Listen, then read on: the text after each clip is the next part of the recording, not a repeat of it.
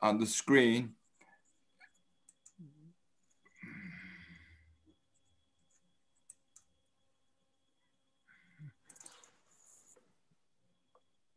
Can everybody see this now?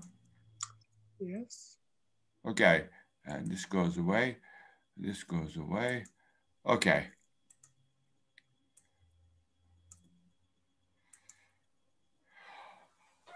Now, what this says is that now we're going to record this. I start recording the event, and I'll be sharing it with the participants and the members of the group that did not participate. And they, in return, though they should ask beforehand whether they do or not, they could share it with others. Now, this write-up is asking, is in compliance with the Turkish personal data law, the data protection law. And it says, now I need to warn you all that we're recording the video, recording this event, and that by staying behind, you're allowing me to do this.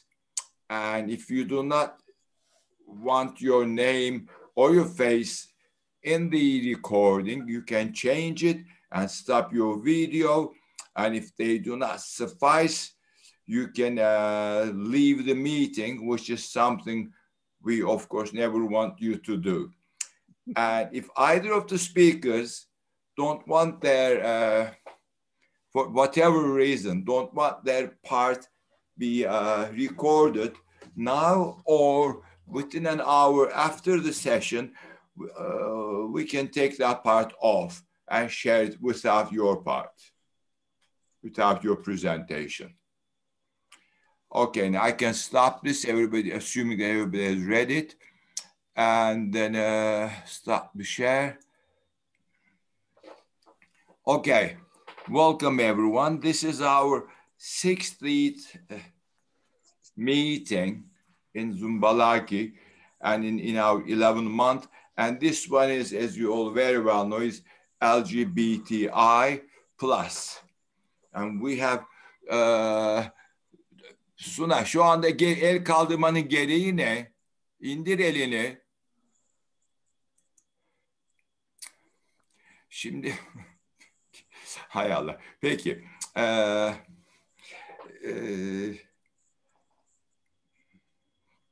Evet, Mehmet Sungur, Profesör Mehmet Sungur bizim moderatörümüz bugün. İki konuşmacımız var. Birincisi Esben Esther, Norveç'ten, from Norway. And then Rémy Bonny from Belgium. And then I just read about him on one of the Turkish newspapers and contacted him. And here he is. And Mehmet Sungur happened to know, well, not happened to know, they're in the same group with Esben Esther in cognition group, I think, or sexology, which Mehmet will explain better. And then so here is Esben Esther. Let me start by introducing Mehmet. Mehmet is a professor of psychiatry, and he is, I'll need to tell this in Turkish, Kognitif Davranış Terapileri Derneği Başkanı, Avrupa Davranış ve Kognitif Terapiler Birliği eski başkanı, Uluslararası Bilişsel Terapiler Birliği eski başkanı, Bilişsel Terapiler Akademisi kurul üyesi, eğitici ve diplomatı, Dünya Bilişsel Davranış Terapiler Konfederasyonu Yönetim Kurulu üyesi ve Avrupa Seksoloji Federasyonu Başkanı. Evet. Hepiniz hoş geldiniz. Welcome everyone again. And Mehmet, the stage is yours. Thanks, Cem, for your generous introduction. Let me just start by thanking our dear guests, Esben Esther and Rémy Bonny, for sharing their precious time with us. You are very welcome, and we are very grateful and thankful that you're sharing your most valuable time with us. But obviously my gratitude and thanks will be extended to the group who's following us, who's the Zoombalaki members.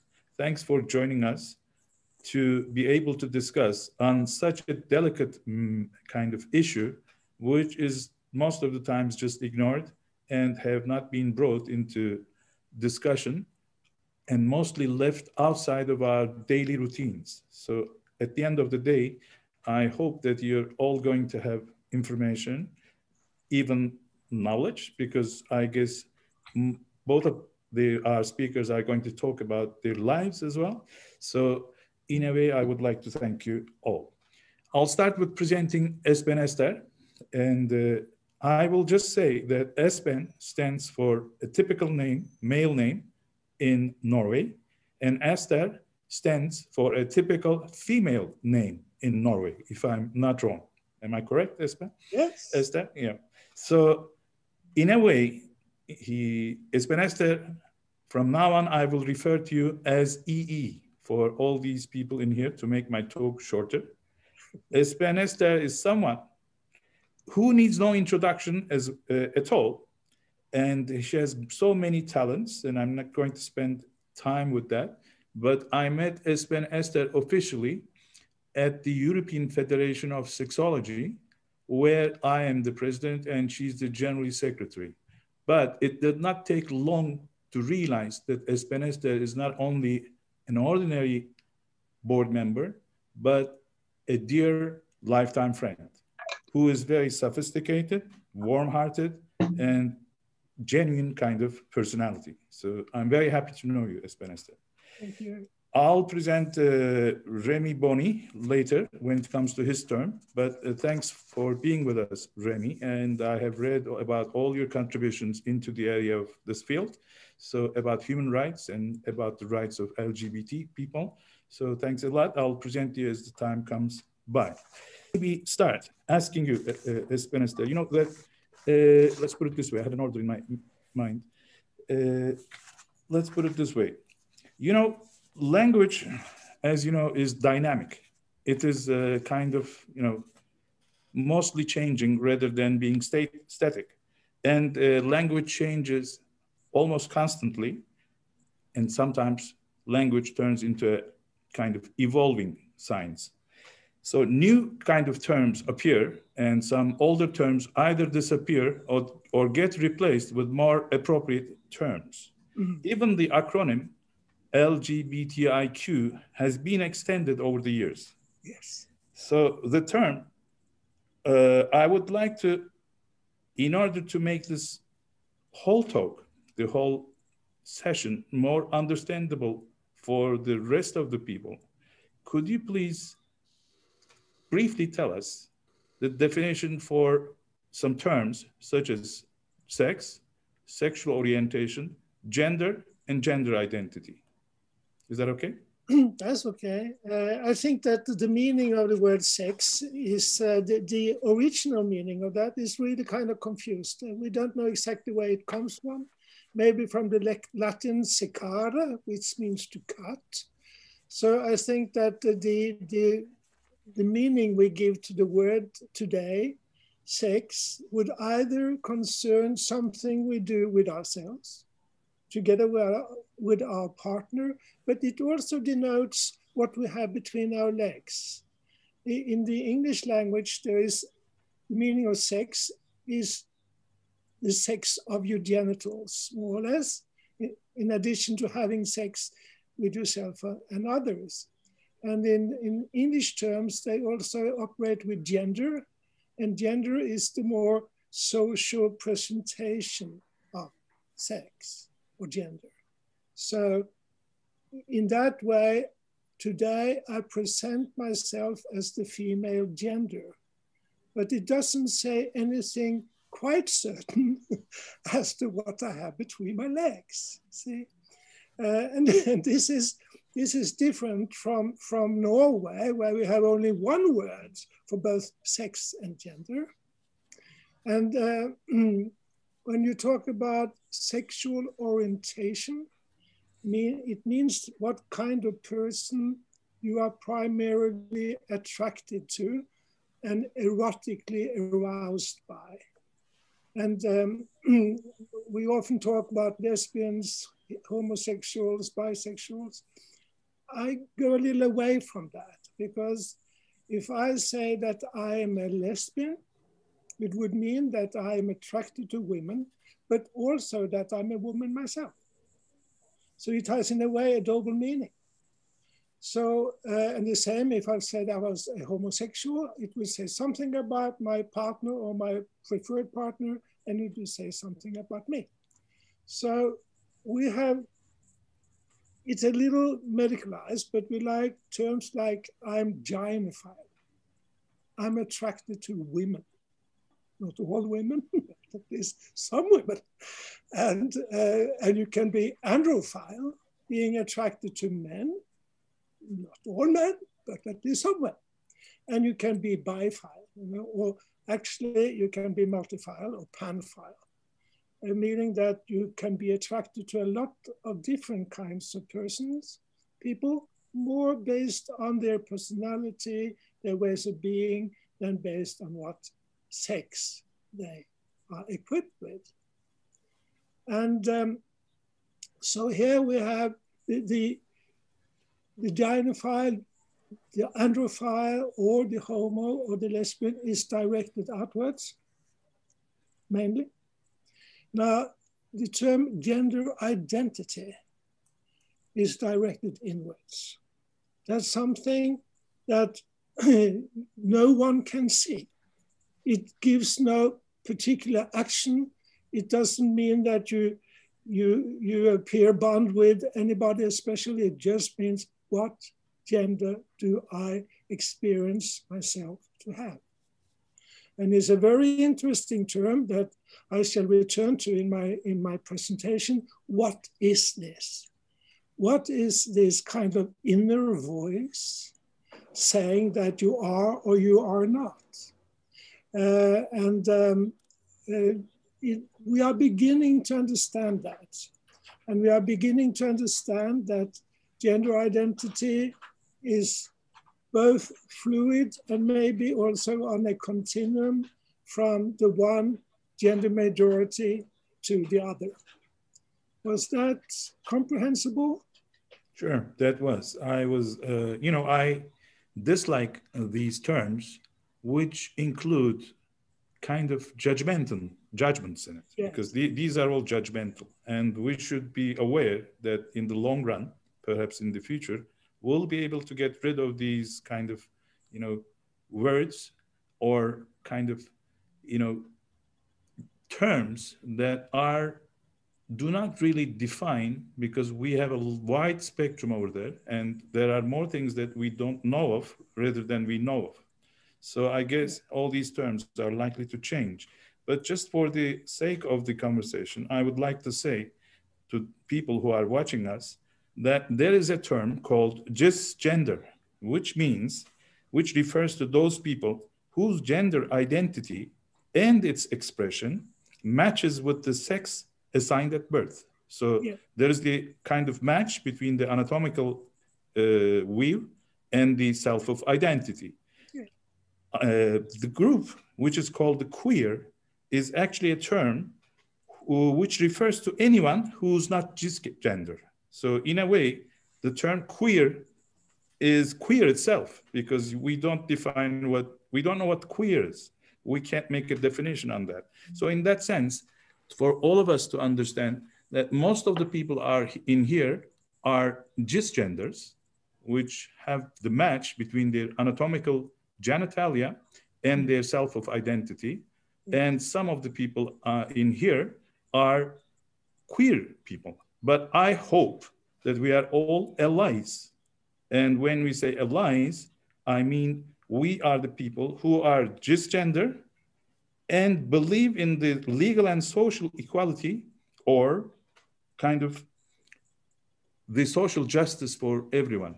It's the human stain to kind of, allocate people under certain names and to kind of discriminate them from our lives. So all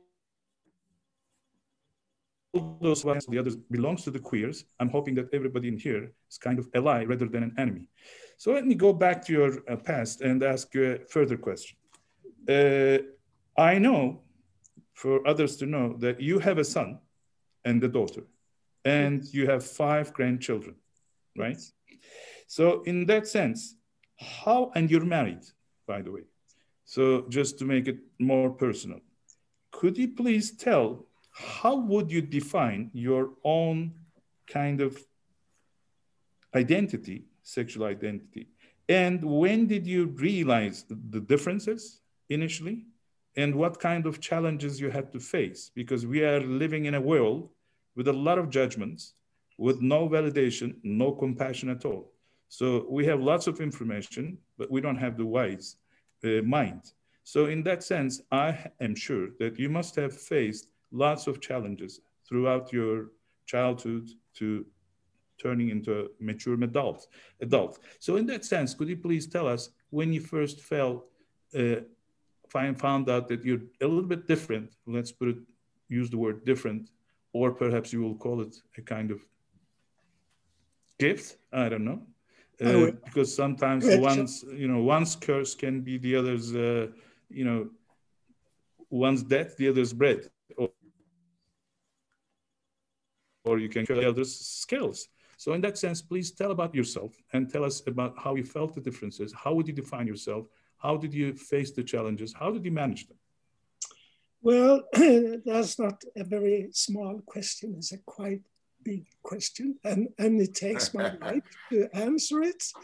But I can say something.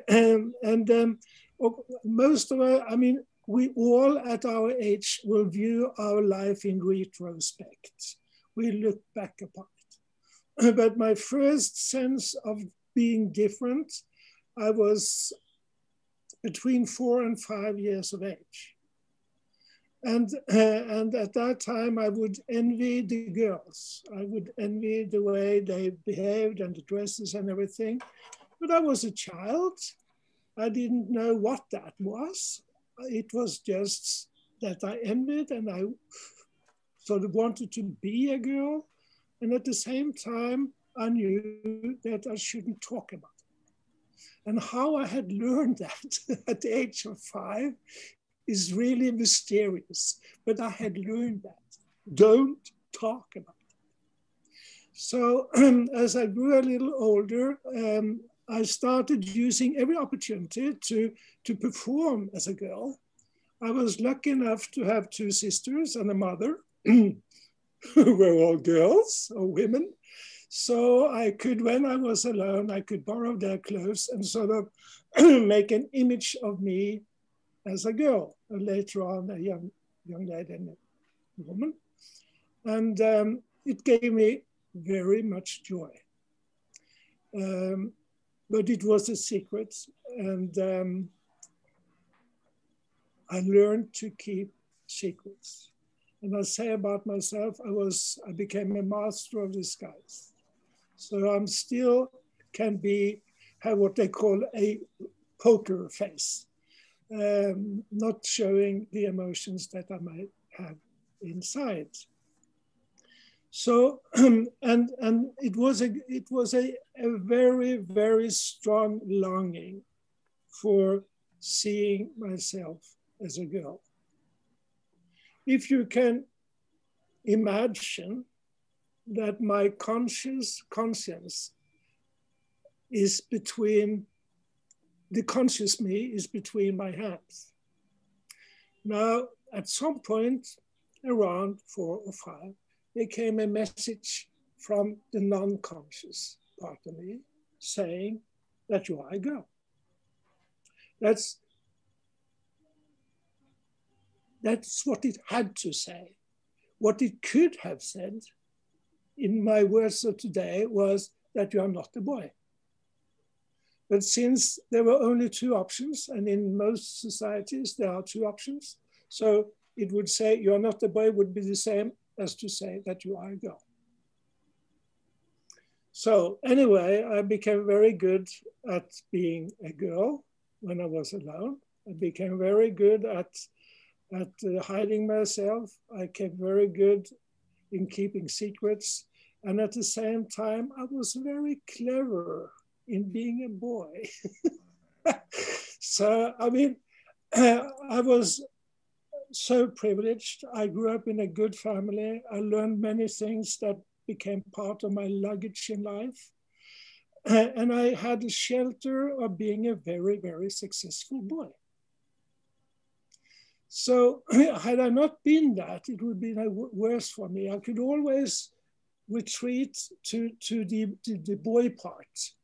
And there was not a single soul in the world who could imagine or fantasize that I was anything else but a boy.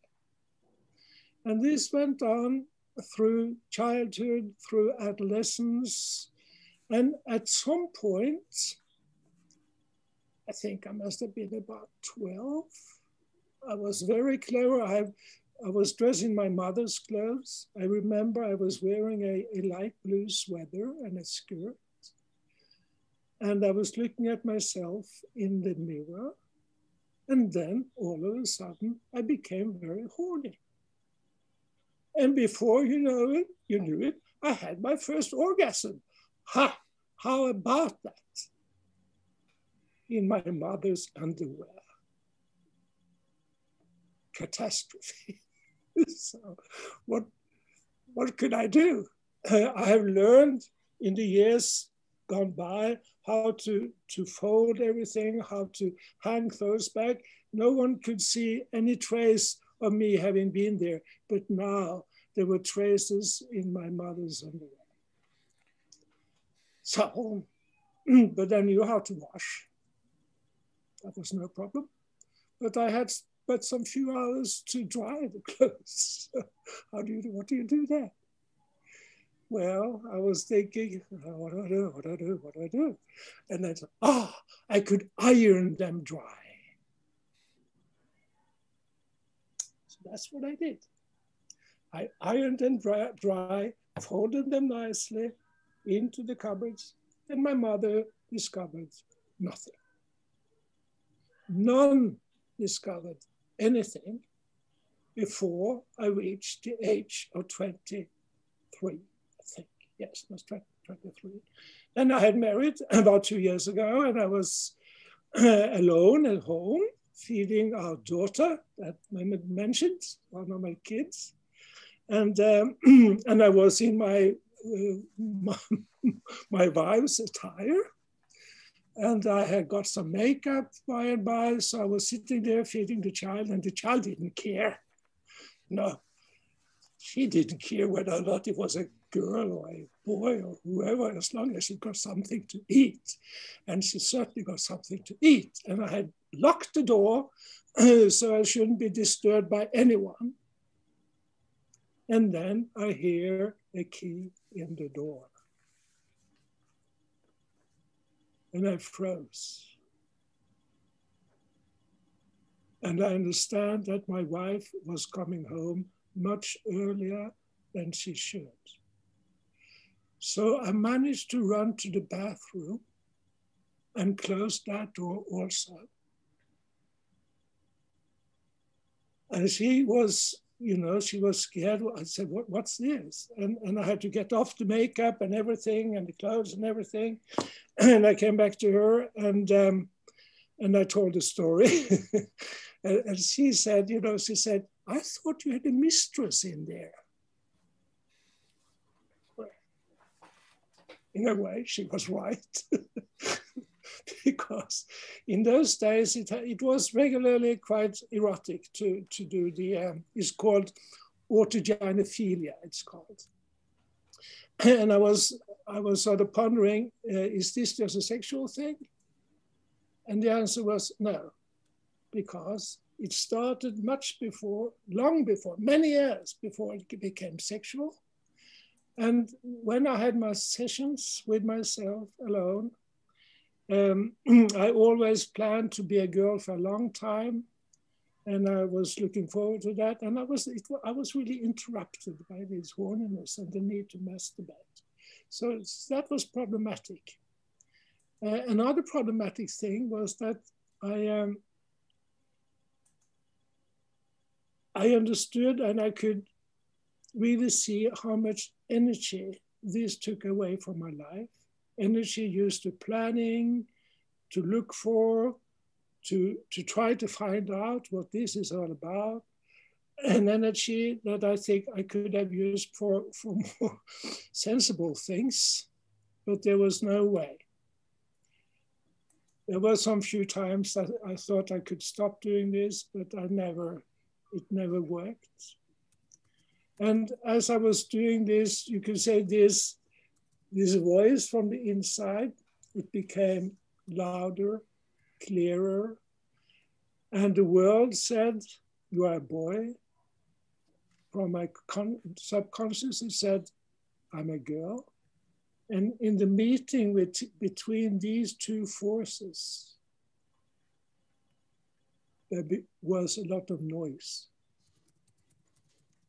That noise decreased when I could dress up in female attire. The image I created then was sort of comforting or telling the inner voice that you are okay. So the noise was smaller, but then sexuality and everything made it bigger again. So, but after I have been taken red-handed by my wife at the time, I promised to her she never do this anymore, and it lasted for a year. And I became increasingly miserable, and the noise was overwhelming within me. I think another word for that noise is dysphoria. And I think in those days, I guess I had some thoughts about suicide or something like that, because it was so extremely painful. But at the same time, I always still had my shelters. I did well in everything. I was studying medicine. I was good in sports. I never liked soccer. Soccer is too rough for me. But I was good in all these boys' things. And by and by, my wife at the time, she accepted this, and we could more like plan that I should be in the female expression.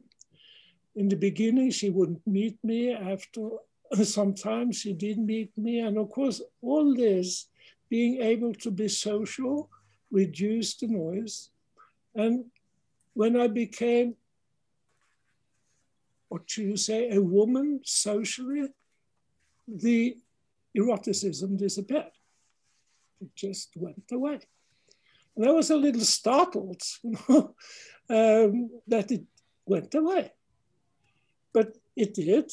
Of course, I can wake that up if I like. I mean, I see it now as a benefit.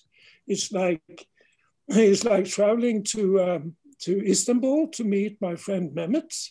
That would be what I wanted, but I would get a lot in addition to that. Better weather, nice things to look at. So I see the sexual part of this as a benefit. So, and by, friends were taken in, and my mother was informed because my wife at the time, she confided in her. And my femaleness grew, as did my sense of gender identity as a woman. At that time, in my 20s, I hadn't thought that I could be anything but a woman when I'm not a man. So I joined a trans organization. And as in many other settings, I soon became the Queen of Scandinavia. I became the leader of that organization. And I have to tell you an interesting event, because I went to Stockholm because the Scandinavian Trans Organization had a meeting there. And Elsa, whom I had met, I'll come back to that, she wasn't midway, so I stayed with a mutual friend of ours called Gertrud, and we were going to this formal party. I mean, trans people, many trans people love to dress up. But we are not the only one. So Gertrude, with whom I was living, she was the first to go to the bathroom, and she came out in very, what do you say, sexy underwear. So I looked at her and I said, Gertrude, and she's a woman, a cis woman, what do you feel when you dress up like that? And she said in Swedish, and that's a beautiful language, she said, then I'm very eroticized. Oh, I said, so it's not only trans people who react in that way, it goes for cis women too. And she said, of course. Interesting, isn't it? So let's take time a little back, because in 1986, October 16, at 11:13 a.m., I met with Elsa Almas. She had invited me to present at a conference because I had, in the year or two before that, I had made some research upon transvesticism together with a Norwegian psychiatrist called Bertolt Grünfeld. And we had made several publications. One of them, we said that it is a continuum. It's not either man or woman, it's a continuum. So that's the first time I met with that. And Elsa wanted me to present at that conference. And at the time I was a GP in a small town called Grimstad in Norway. And of course she asked me, and I said yes. And I hung up because she asked me by the telephone. And then I got what we in Norway call cold feet. So I called her back and I said, don't you think that it would be better if Bertolt Grünfeld, the psychiatrist, that he presented? And she said no. And she had two reasons for that. The one was that if Bertolt should present, half of the audience would disagree before he opened his mouth. And here comes the other reason. She said, and I think you will look much better on the podium. What could I do? But say yes again. And that, Mehmet, was the start of my sexological career. So. And you've done very well. And I just forgot to tell the people, because I believe that, you know, those people who are interested in the field would actually know you because of your presentations, because you are the queen, as you have said to me. Plus, I have to tell that you are a physician, a family therapist, a wonderful clinical sexologist, but mostly a warm-hearted, sophisticated kind of person. Thank you for opening up yourself, because it's not easy to open up so much in a non-familiar kind of environment. So I appreciate that. Not so many people can dare to do that. That shows how much you have internalized all your life events. So perhaps the life, we are not in a position to judge about the life, the world, because the world is not good or bad. It's our perceptions which make it good or bad. But obviously life events do not treat us as generously. Some people like the others. Sometimes it's stingy, sometimes it's very generous. So in that sense, I think we can probably discuss about life events, but not really judge about the world, because we generally forget that we come to this world as guests, and then we start, you know, suffering about the good or bad of the host. And the world is the host, we are the passengers. So in that sense, I think it's very important that you are actually opening up.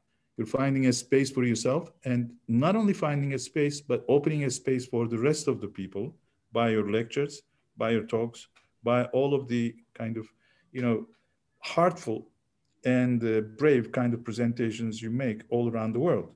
Let me just get in and ask you whether you are actually adopting initially. I know that you have been yourself at the moment, But initially it starts with an adaptation and then turns into belonging, because most of the people in the world nowadays do only adopt. And adopting, as long as you have kind of IQ, regular IQ, you can adopt anywhere. When people ask you to invite you to go to a place, you know what they expect. You wear accordingly, you kind of talk accordingly. But when it comes to belonging, we don't always belong. Do you think that your belonging and your belongingness is actually your success? Or, you know, you talked that you were fortunate that you had your financial and social circumstances which helped you, but not all of the people have the same social, economical, or perhaps financial kind of circumstances which allow them to be survivors rather than just victims of their sexual identity or sexual, let's say, gender identity. So in that sense, do you feel the belonging, and do you think most of the people in the world belong to how they embrace their sexual identity, or do they only, you know, adapt to it and just become tolerated instead of accepted? Did we lose Esben Esther? Yes, I allowed her back in. We lost her, I believe, but she should be inside. Mehmet burada mı veya Suha? Ben onu geri aldım tekrardan. Yok mu aramızda? Is she not here? Herhalde dönemedi. Tekrar bakıyorum. Can you hear me now? Yeah. Yes, we can, yes. There was something with the electricity so I just changed the computer to another one. So here I am. Okay, great. Did you hear my question? Yeah, I heard your question, and Great. you used the word belonging, which is a word I'm very much in favor of. And because identity is a lonely thing within us, sometimes contemplated when it is off-piste, when it is unusual, when it is tabuized or whatever. But it's just something in you. In order for that identity to live, it needs to belong. And we think, and then I talk about my wife Elsa and I, who have been working together since 16th October 1986. And we said that to belong is to be perceived by others the same way as you perceive yourself. And the belonging is positive when that which is being perceived is given a positive value.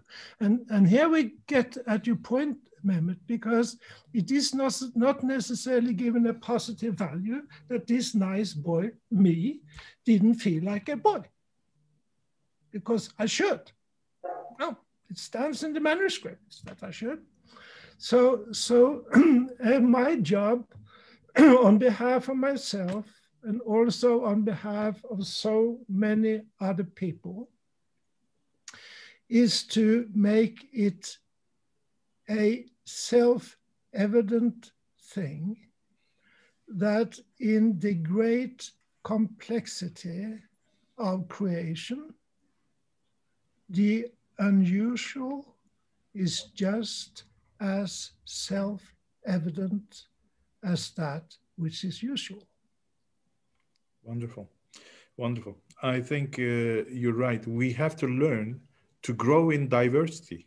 Diversity is part of the world, which makes the world colorful, which makes the world more meaningful. Yes. Because according to me, how large a person is depends upon the bonds that he has with the rest of the world.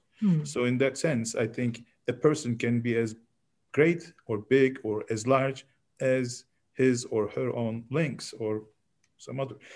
So in that sense, I think we need to learn to grow in diversity, and that's the purpose of this meeting today, to be able to celebrate our differences and to grow in them. So I think we have to celebrate our difference. And I think that rainbow is the symbol that actually shows us that the world is like a weather, and we have different kind of, we are the sky and we have different kind of weathers. Sometimes it is sunny, sometimes it rains, sometimes it snows. So it's all part of life, and we have different colors, and we have to learn with that. So in that sense, could you please just, as part of your talk, tell us about the main terms that you find helpful for all the listeners in here and for the rest of the people who have been victims of their sexual orientation or sexual identity? What kind of suggestions or words that are important to give a message? Let me just give you a brief example of what I mean. I think it's very important to be aware. Awareness is very important. Acceptance is very important, because most of the cultures are kind of negative cultures. As you know, we have the sex neutral, sex positive kind of cultures. So most of the world, in a way, are sex neutral. So they are becoming kind of tolerant instead of actually accepting it by heart. Yeah. So in that sense, what is the best thing to change to increase this awareness, to increase the acceptance, to increase how to grow in diversity, and perhaps how to be grateful? Yes. This is also a very big question. I learned one part of my luggage from back home was that nothing human should be alien to me. And when I was contemplating being a doctor, my father was a doctor.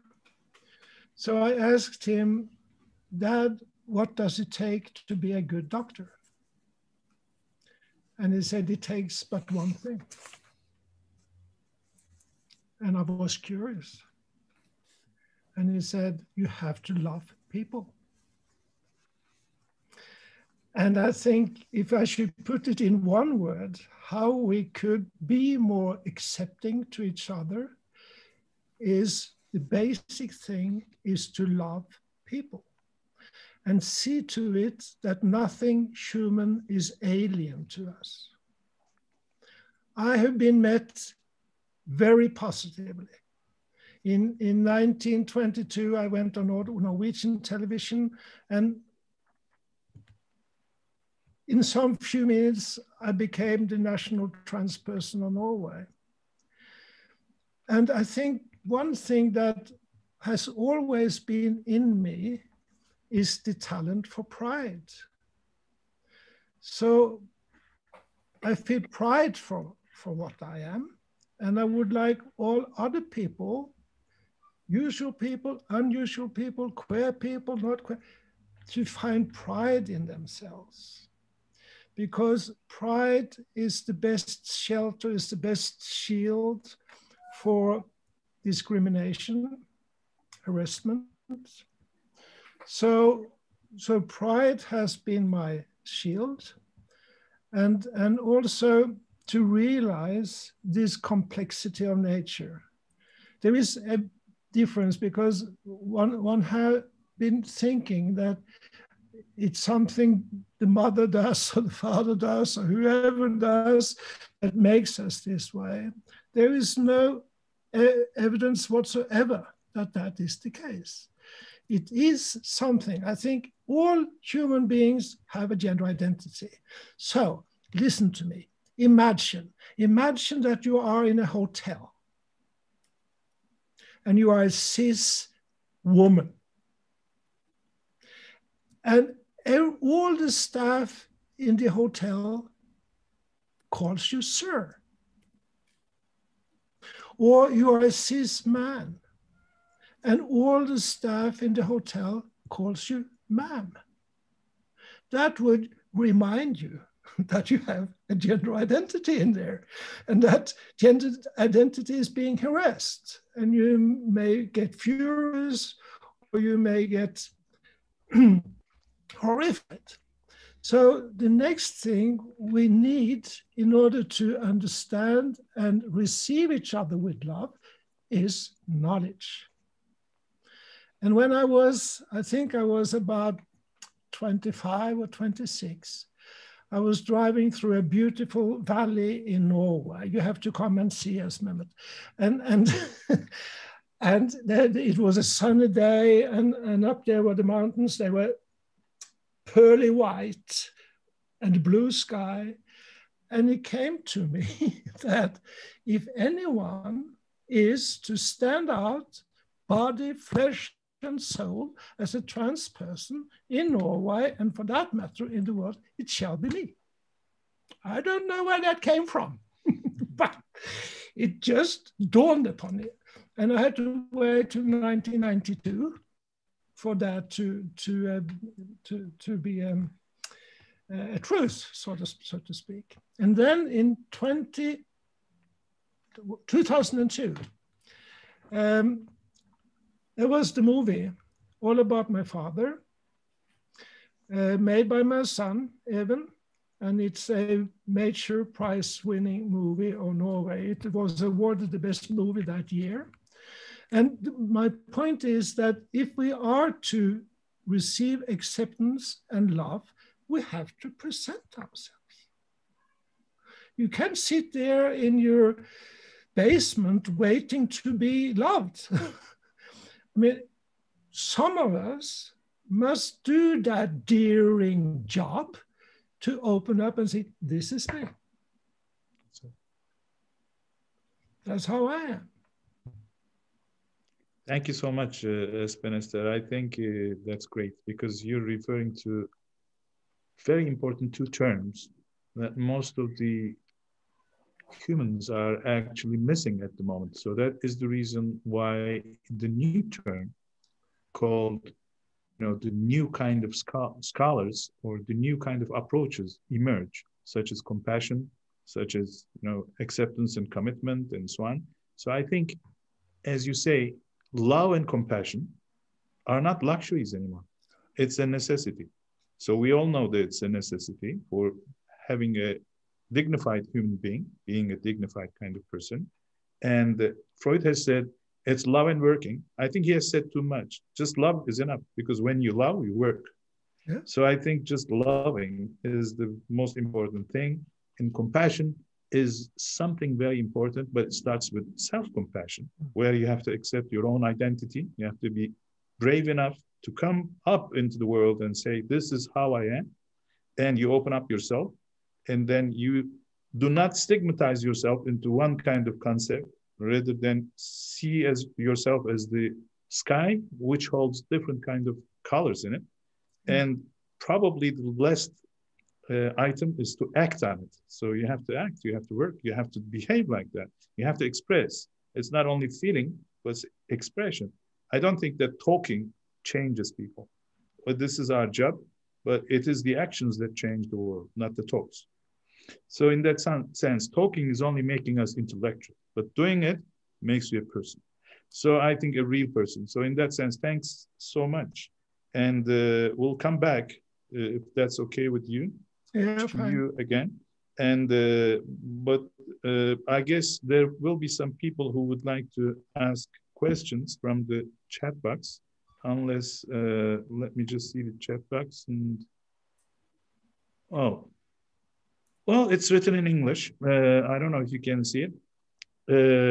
It comes from Oraj Çelen, if I'm correct in reading it. And what is said in here is, dear EE, you are a pretty lady. Oh, don't read the rest. I mean, you sure had the Nordic advantage, whatever that is. Oh. Obviously there is, yes. Please tell me why people should have pride at all for who they are. Is this really necessary? Well, it depends a little upon what you mean by pride. But I have had some revelations in my life. And one was about 3 years ago. I was in India sitting beside a Hindu filmmaker. And I was told in advance that he would look right through me. And I said, that's okay, I have nothing to hide. And after some small talk, he would say, why are you here? Now, in Hindu meaning, that doesn't mean why are you in India or New Delhi? Now, why did you choose to come to Earth? We should ask ourselves that sometimes. And I heard myself say, I'm here to assist people in seeing their inner beauty. Now, pride is not something hard, something you sort of have to fight for in a way, but pride is very much linked to feeling well about yourself, as you said, Mehmet. We cannot, I don't think we can radiate love if we cannot radiate love inwards also. It's like loving others the same way as you love yourself. It's a sort of biblical term. And so in that is the pride I'm talking about. Sure. That's very understandable. I think one of the reasons behind that question is probably how you translate the word. Because in Turkish, it has two translations. One refers to arrogance, the other refers to human dignity. Yeah. So I think in that sense, you're referring to human dignity. Absolutely. And it is not the arrogance, because in Turkish, the word goes for kibir and gurur. We don't like kibir, but we have to have the gurur, or we have to have the honor. Honor is honor. You are honored of being something. Before you become someone's wife, whatever, for a girlfriend, boyfriend, whatever you are, you have to be yourself. Yeah. So I think it's like in the Turkish term, being alone and lonely. Loneliness is different than being alone. Loneliness shows that you need someone, while being alone is a choice that you make before you become someone else's partner. So in that sense, I think it's the same. It's honor refers to what you are saying is not being arrogant of what you are, but opening up yourself, showing up yourself, rather than hiding behind the closed doors. So anything is behind the closed door, it's not likely to be found. Plus, this is something to be found out, to be expressed to all of the world. We are existing. I mean, when I say we, as an ally, I just say that you have to show that you're existing. And some people say either this or that. So you have to be a man, you have to be a woman. So that's the reason why they make all these operations. Maybe if people were given the chances to live the way they liked, maybe the number of operations, which initially were called sexual change, sex change operations, which I thought was weird. You're not changing the sex. And then they have changed the name to sexual reassignment.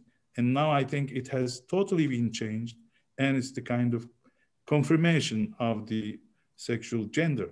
So we are changing names. As I said before, the language is changing. The language is becoming more acceptable and more appropriate. And I hope that we all understand. There's another... Can I say 2 words about that? Sure, about of course. Research and everything. I do make poetry, and in one of my poems, I say that I cannot leave my body's shell, although it may not suit me well. That's great. Yeah, that's great. And then I add to that, but in order that I can trust it, I can certainly adjust it. So I have adjusted my body, not my genitals, but I have adjusted just enough for, now go back to this here and to the voice from the inside. It was comforted, the noise reduced when I could dress up, but still there was this discomfort, dysphoria. So I have made some bodily changes. That makes it easy for me to switch back and forth. I cannot go in a bathing trunk on the beach because my breasts are too big for that, but that's what I needed. And that's also so important that in a way society would say that if you are not a man, you are a woman, and if you're a woman, you have to have a vagina and all these things. Well, some do need that. But if we could give more options, more colors to being a gendered person outside the either or thinking, that I would believe there would be less surgery. But some would need it in order to have a good life for themselves. Okay, thank you so much. I think, can I go? There is one more question related to that, but I think it says, so I'm going to bring up this question first. It's not a question, it's a comment, I think. I think it's more about self-confidence or being in peace with yourself rather than pride. Well, my answer to that, I don't know what your answer will be, but as Shakespeare says, a rose is a rose. Whatever you call it, it's a rose. So you make your own choice, and you believe either, say, being in peace, or you can say being aware of yourself, or you can say being mindful about yourself, or you can say self-confidence, or you can say whatever you like. As long as the rose is the rose, as long as it includes the meaning, I guess the words are just transient. So what do you think about that? Well, I'm not quite sure if I do agree that a rose is a rose is a rose, and whatever you call this is a rose, but in a way, since the two of us are talking together, what kind of rose am I? I see myself not as a man, not as a woman. I'm not very good at either of those things, but I see myself as an unspecified trans. And a trans is a trans is a trans. And you can be trans in many, many ways. And I have my way to do it. I switch between, I could show you an image of myself as in my male expression, because I do perform as a male also. My wife likes that, but she also likes me as a girl. So we have a very good time together. And we have been in Istanbul. Yes. We have. And I was performing as a woman there too. I don't know if that was an answer to the question, but that's fine. I understand. I think people I think the idea is, obviously Jem had a great job in did a great job in bringing up this issue. Obviously, unless we have the terms defined, although I dislike them, I think as long as we have the proper terms, it doesn't matter. So I think it's all labels. But the thing is, you exist and you're proud of it. And we all have to be proud of our existence. Absolutely. Most of us think that life is given to us. I always think life is not only given to us, it's also wanted from us. So in that sense, we have to do something in order to keep more peace. And that's what Rémy is going to talk about it. But let me just ask another question that has been sent. And it's briefly telling us, dear EE, as per today, have you thoroughly relieved that gender dysphoria that you have mentioned, or are you still struggling with it? Is the struggle over? That struggle is over. It has disappeared. I have made my transition, my subjective transition, not from man to woman, but from man to trans, you could say. And I'm perfectly happy with that. My sexuality is alive. We have a good time, Elsa and I. I have degendered my penis. As I say that pleasure has no gender. So, and we have a lot of pleasure together, erotic pleasure, other kinds of pleasure. So no, I have no dysphoria. Okay. Thanks God. Great. Another question. Mehmet, pardon, araya girebilir miyim Mehmet? Tabii. Buyurun. Can you read the name of the person who sort of asked the question? Unfortunately, there was no name. I couldn't see it. Okay, if you can see it, please tell me. Okay, otherwise I read the names, but this question did not have a name. Another question comes from Rifat Tokyay to everyone. Says that it's possible to be wealthy, but to dress up as if you're poor. And then, of course, the community around you, the society is going to evaluate you differently. So in that sense, unfortunately, people judge with how it seems to the eye. So he's asking, in order to feel like a woman, is it really necessary to have the woman's clothes on? Or are you doing this in order to make the other people perceive you in the sex that you belong to? That's an interesting question. It's really a both and answer to that. Remember now, this here, the voice saying that you are, that voice needs to be confirmed in some way, affirmed in some way. So it is affirmed when I can see the image of me as a woman. If I don't see that, that voice is sort of just trembling and a lot of noise is appearing up here. So the appeal is important to me. But at the same time, it's a signal to the world. Now, a person in a dress denotes a woman in a way. I can get no belonging as a woman or as a trans if I do not express that. As you said, Mehmet, it's not enough to say it. You have to do it. Exactly. And I have so many clients. I have met more than 1,000 individuals who experience gender incongruence.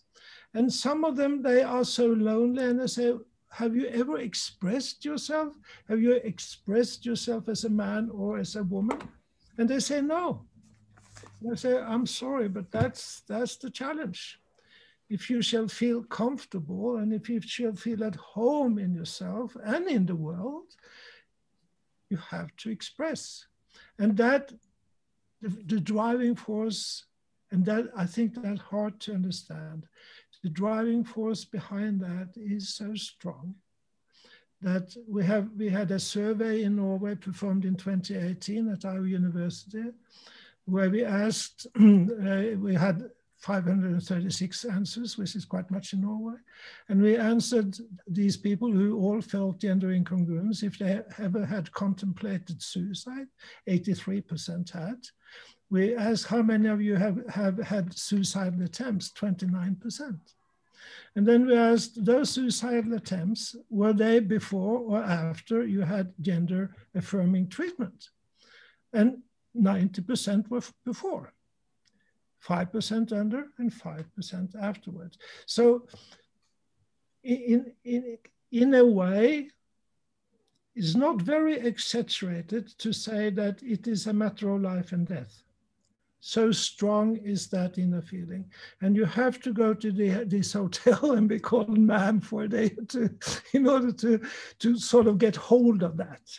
The strength and the power of that feeling. And Thanks. It can go away. I have nothing of that left. Sure.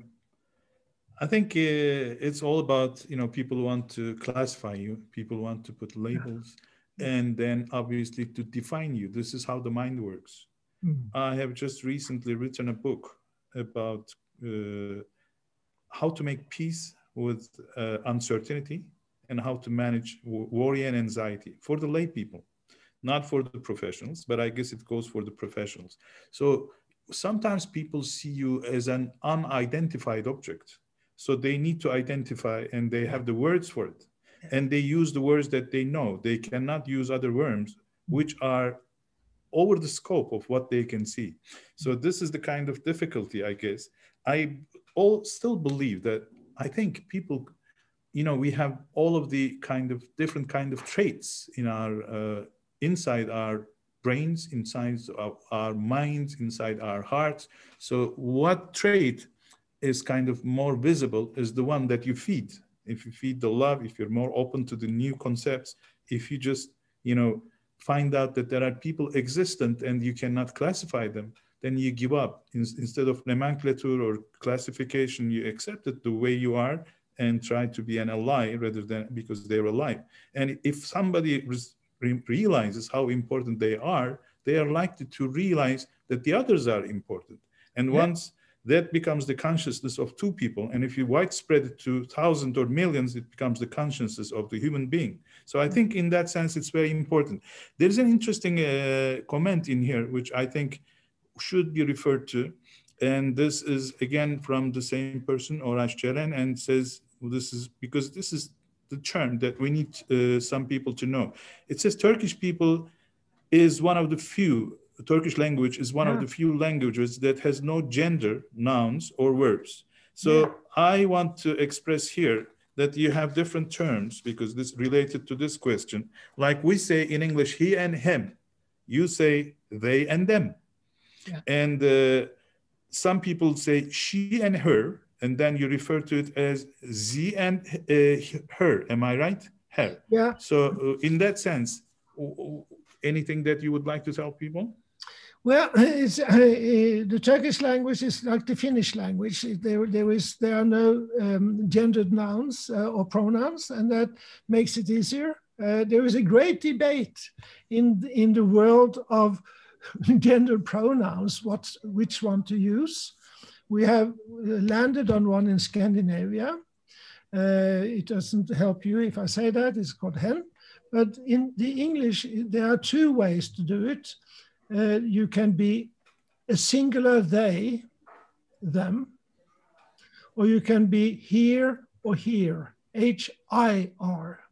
And both those terms are used. I have sort of surrendered to the they, them. I don't like that so much because it's pluralistic and I feel myself as an entity, not as a plurality. But still, I have sort of surrendered to that, but I like to hear. And you use she, Mehmet, and I love that because I certainly do look like a she right now anyway. And some people, they use the Norwegian version of the they all the time. But to do it more language philosophically, words are mirrors. And I think in between the lines, you have been talking about that, Mehmet, that words are mirrors.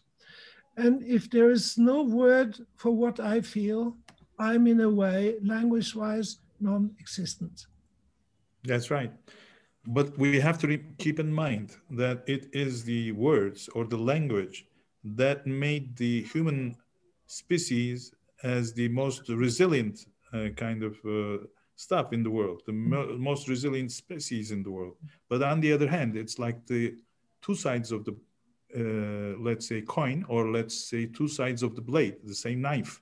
Because in one hand, it becomes you, through language, you pass all the information to the next generations. So they don't have to learn, just like in times of COVID, we can tell the information that we have received in China, America, wherever, Italy, to the rest of the world, but the virus doesn't have the facility or the capacity to pass information how to kill the people. So that's the kind of words are magical in that sense. But on the other hand, it makes us very vulnerable and susceptible. When you say, let's say, sunset, or let's say, when you say sunset, or say this, when the sun is going over, what is the word for it? You know, that is a very romantic kind of word. It brings or associates some very good feelings in many of us, while in some of us, it makes us some very, very terrible kind of, brings us bad memories because you were raped or harassed during the sunset or during the, so words are two-sided. It makes us strong, it makes us susceptible and vulnerable. There was one last comment in here. I would like to read that as well. And I don't know how you would interpret. I'll read it the way it is written. Let me not, to the marriage of true minds, admit impediments.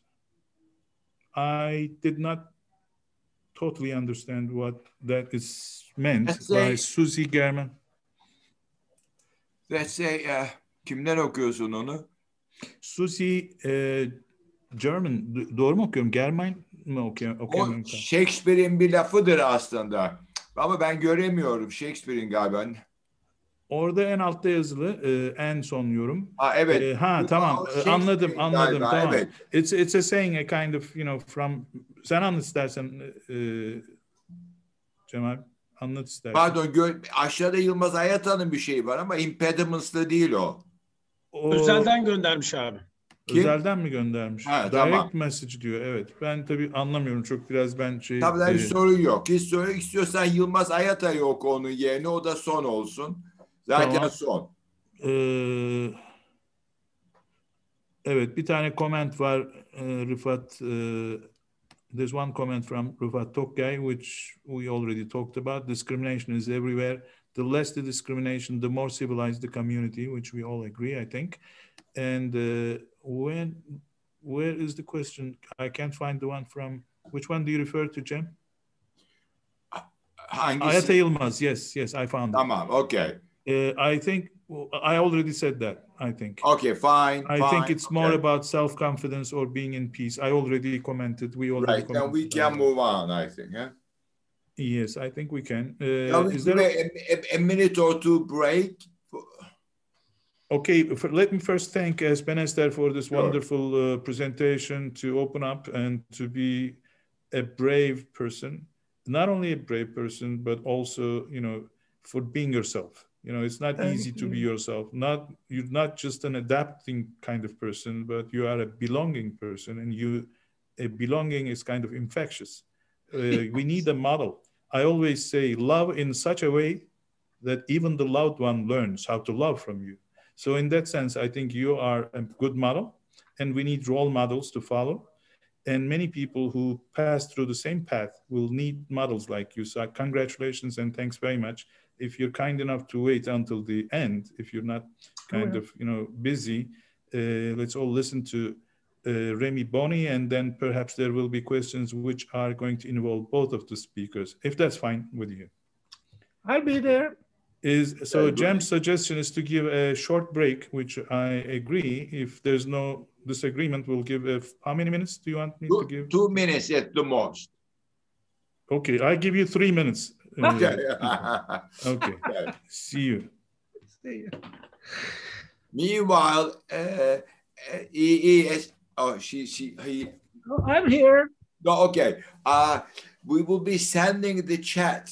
I will be sending the chat along with the link of the video, so you can do. Of course, you too, Rémy, will be able to read about it. Yeah, that's fine. Okay. Thanks a lot. It was a very good presentation. And I thought you were going to, you changed your mind about the sharing the screen and showing us. Yes, you know, because the questions Mehmet came up with did cover much of what I would have presented. You would have seen more images and things like that, but basically I've spoken most of what's in there, but I can send it to you now and you can share it, because as a PowerPoint presentation, it will be recognizable now for all the people who have been in this conversation, if they want to have it there. If you would, I would appreciate it. And sure. Rémy too, can I share your presentation after the... Yeah. Yes, of course you can share it. Yes, meeting is over. Okay. Yes, of course. Thanks a lot. It was really a good, in fact, sort of backed up by Mehmet. It was a good discussion. It was a good talk. Yeah. I'll just run to get an apple. Okay, go ahead. Rémy, this is your last chance before you start your talk, which will answer the questions. Yes, I will just start sharing my screen whenever after Mehmet has introduced me. And why don't you give it? You are the co-host, and why don't you give it a try now? And you can come back.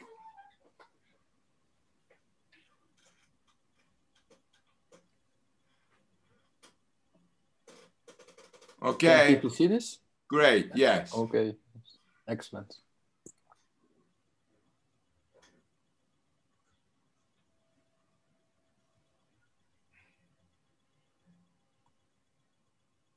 You want to go off sharing the screen, stop sharing the screen? Okay, great.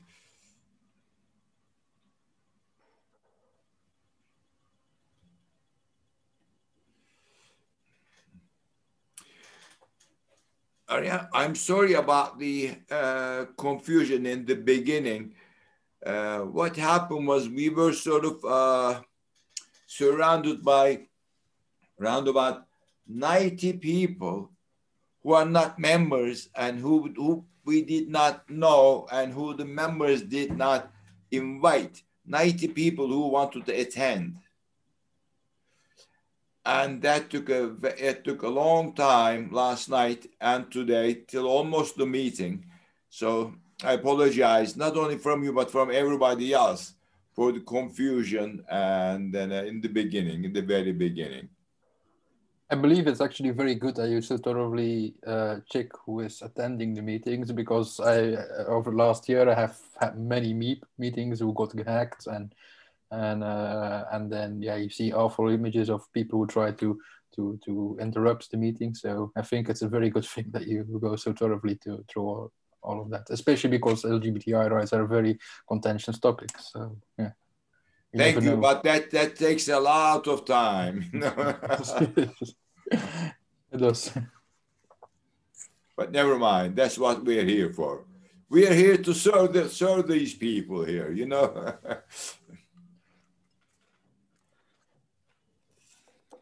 And we have been, this has been going on for around about 11 months. And most of the people did not know each other in the beginning. And now they sometimes admit or say they like to be in the same group with the people they still do not know, but sort of recognize. Not only from their video, but from their questions and comments and etc. And of course, we have an email group, Google group, that people write back on. Not all that much, but still. Okay, Mehmet, I think my time is over. So. Okay, thanks. Your time was great. And the break is over. So let me just introduce, and thanks once again to Rémy Bonny. Let me introduce you in the way I have received, just make it short. I know that you have a long CV, and I don't want to take too much time with that because your presentation will actually tell us who you are anyway. But let me just briefly introduce you. I think Rémy Bonny is from Belgium, and he's a political scientist, but he's committed himself or dedicated himself to human rights and against discrimination, which is like a human stain. And also he's committed himself to work for the politics of the LGBT people and about their rights. So his presentation is going to cover stuff about discrimination, about freedom of expression, and about the politics regarding the LGBT population. Is that correct? Yes, yes, of course. I'm mainly focusing on Europe. But yes, as you said, I'm going to discuss. Thank you for becoming with us, for saving your time, precious time again, once again. And I guess that you have a presentation to make. So you're going to use slides, I guess, correct? Yes, I'm sharing it right now. Okay, thanks a lot. The platform is... Hey, so thank you, Mehmet. Thank you, Sam, for inviting me. It's a real honor to speak to all of you, to use this opportunity that COVID actually gives us to speak all around the world, to use Zoom to speak without losing hours and traveling. As Mehmet said, I'm a political scientist, and that gives us the very first problem. I'm very happy that EE presented the complexity and diversity of the LGBTI plus movement already, because we as political scientists have one problem with wealth, and that's that we all the time try to simplify the reality. We want to try to put it in boxes. We try to explain reality in a very simple way. But of course, reality is much more complex, and I'm very happy that a pioneer like EE actually explained that the world is much more diverse and much more complex than what I'm going to present now. During my presentation, I will focus on the politics behind the people, but as I was also before we started the talk with EE, I was also saying there are also people behind politics, and I'm very happy that this talk started with EE, because I think what I work on is mainly about the people and less about the politics. So yeah, thank you also very much to EE for this very brave and for all the work you are doing. I'm going to talk mainly about how we in Europe, and then mainly focusing on the European Union, how we try to establish and create more rights for the LGBTI community. And during my presentation, I'm mainly going to focus, first of all, I'm going to draft a more legal framework within the international human rights standards. Where do LGBTI rights stand? I'm again going to very simplify it, of course. We don't have the time to go in depth on this, but I'm going to talk about the rights and of the LGBTI movement, how they are connected to all the existing human rights standards. Then I'm going to talk about how the European Union is trying to uphold the rights of the LGBTI community, what already exists, what is missing, and so on. And then my third point, and that's actually mainly what I'm personally also working on most of my time, is about what we call the state-sponsored backlashes on LGBTI plus rights in Europe. And as many of you know, probably you've read it in the media, and Central European member states of the European Union, namely Poland and Hungary, but also other European member states, we see certain backlashes, certain governments who are singling out the LGBTI community, scapegoating them in a way to diminish, let's call it like this, to diminish democracy, to diminish human rights. And yeah, that's what I'm mainly working on. It's on this, what they call illiberal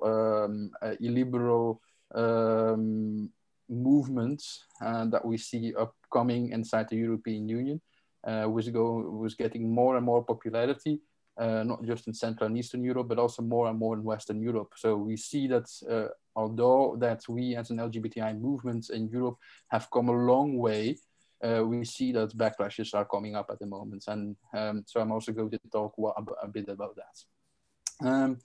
So starting again with a very, very simple, not exactly super academic way of presenting the rights of the LGBTI community within the international human rights framework.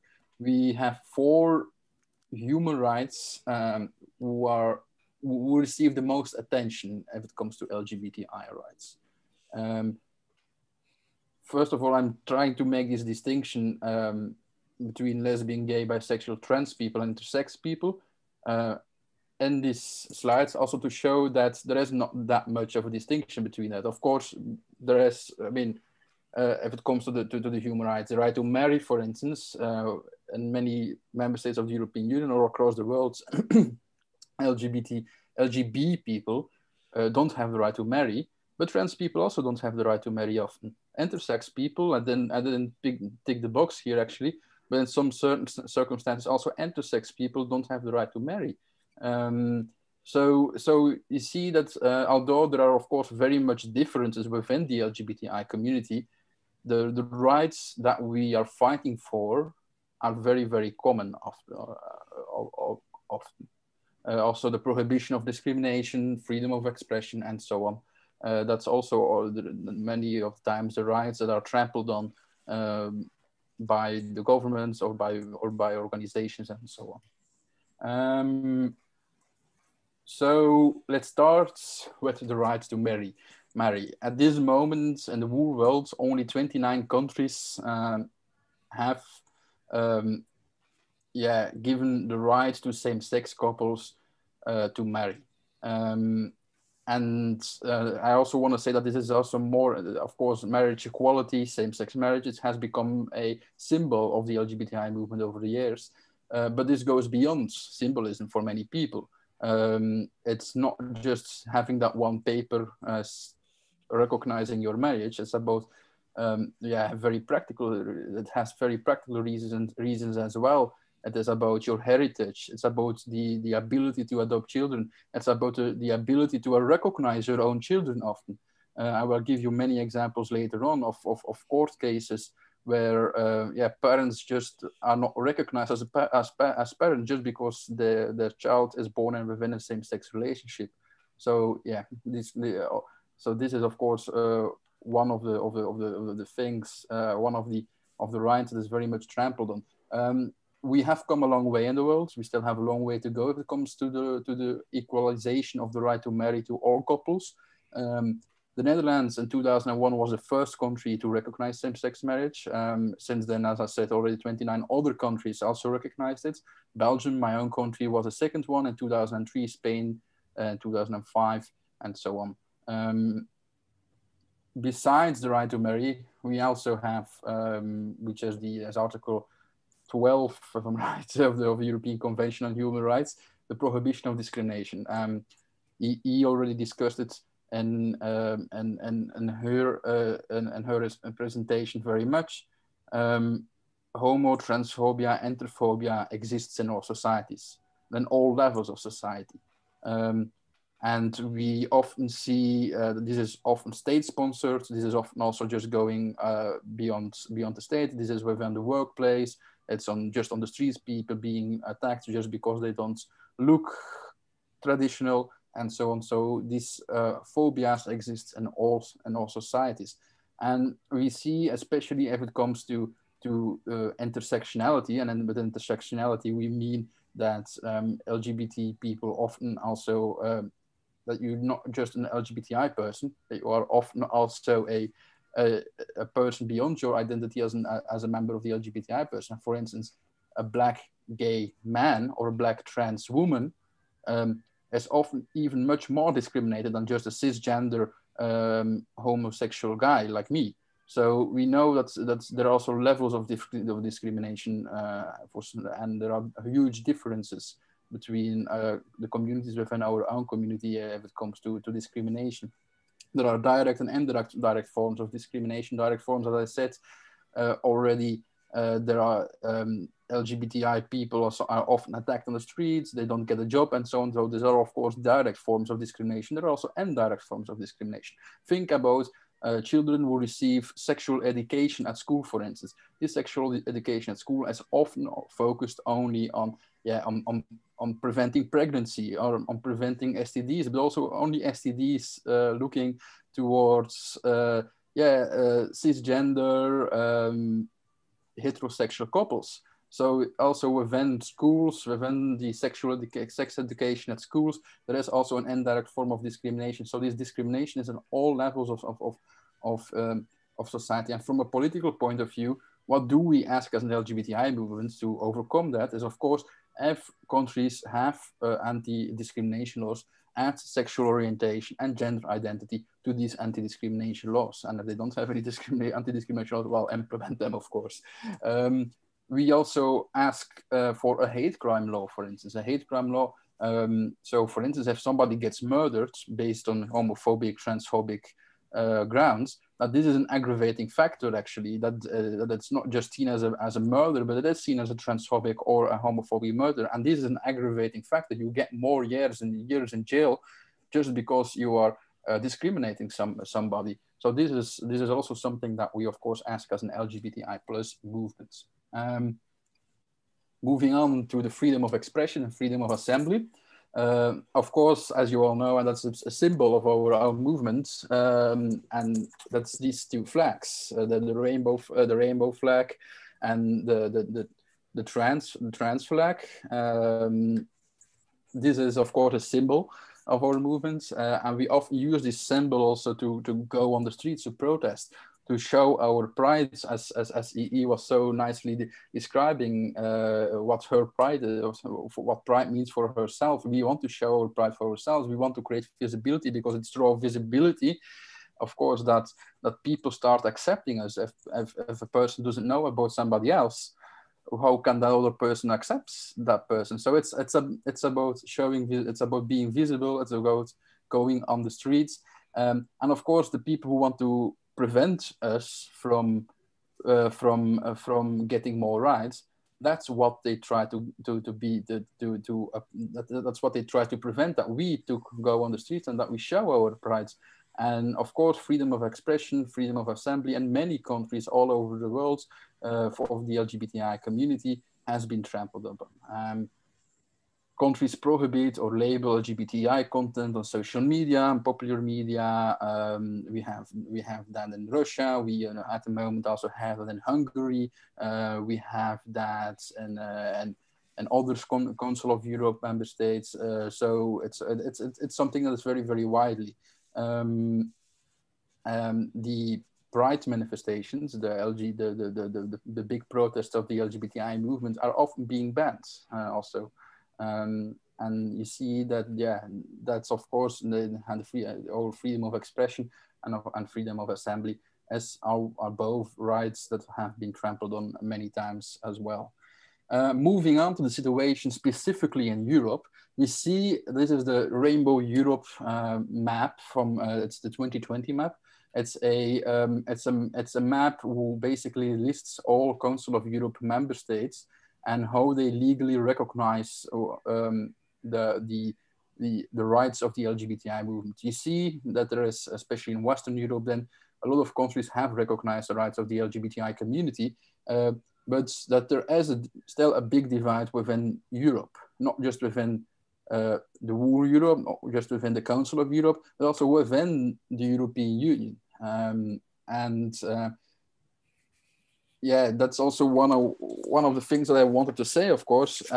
Europe, the European Union has foreseen certain rights for the LGBTI community, but in a sense, Europe doesn't have a lot of competence. The European Union doesn't have a lot of competence in upholding the rights of the LGBTI movement community. Sorry, we will dig deeper into the differences between all member states and so on later on. But I first want to kind of show you a few numbers. This is research done by the statistical unit Eurostat from the European Union. This is the Eurobarometer on discrimination of 2019. They asked a representative group of people all around the European Union, every single member state, the question, to what extent do you agree that gay, lesbian, bisexual people should have the same rights of heterosexual people? We see that a big majority in the European Union is actually in favor of that. The European average of between all European member states, 76% of all Europeans believe that the LGBT people, and again trans people are not included in this, as you see, should have the same rights.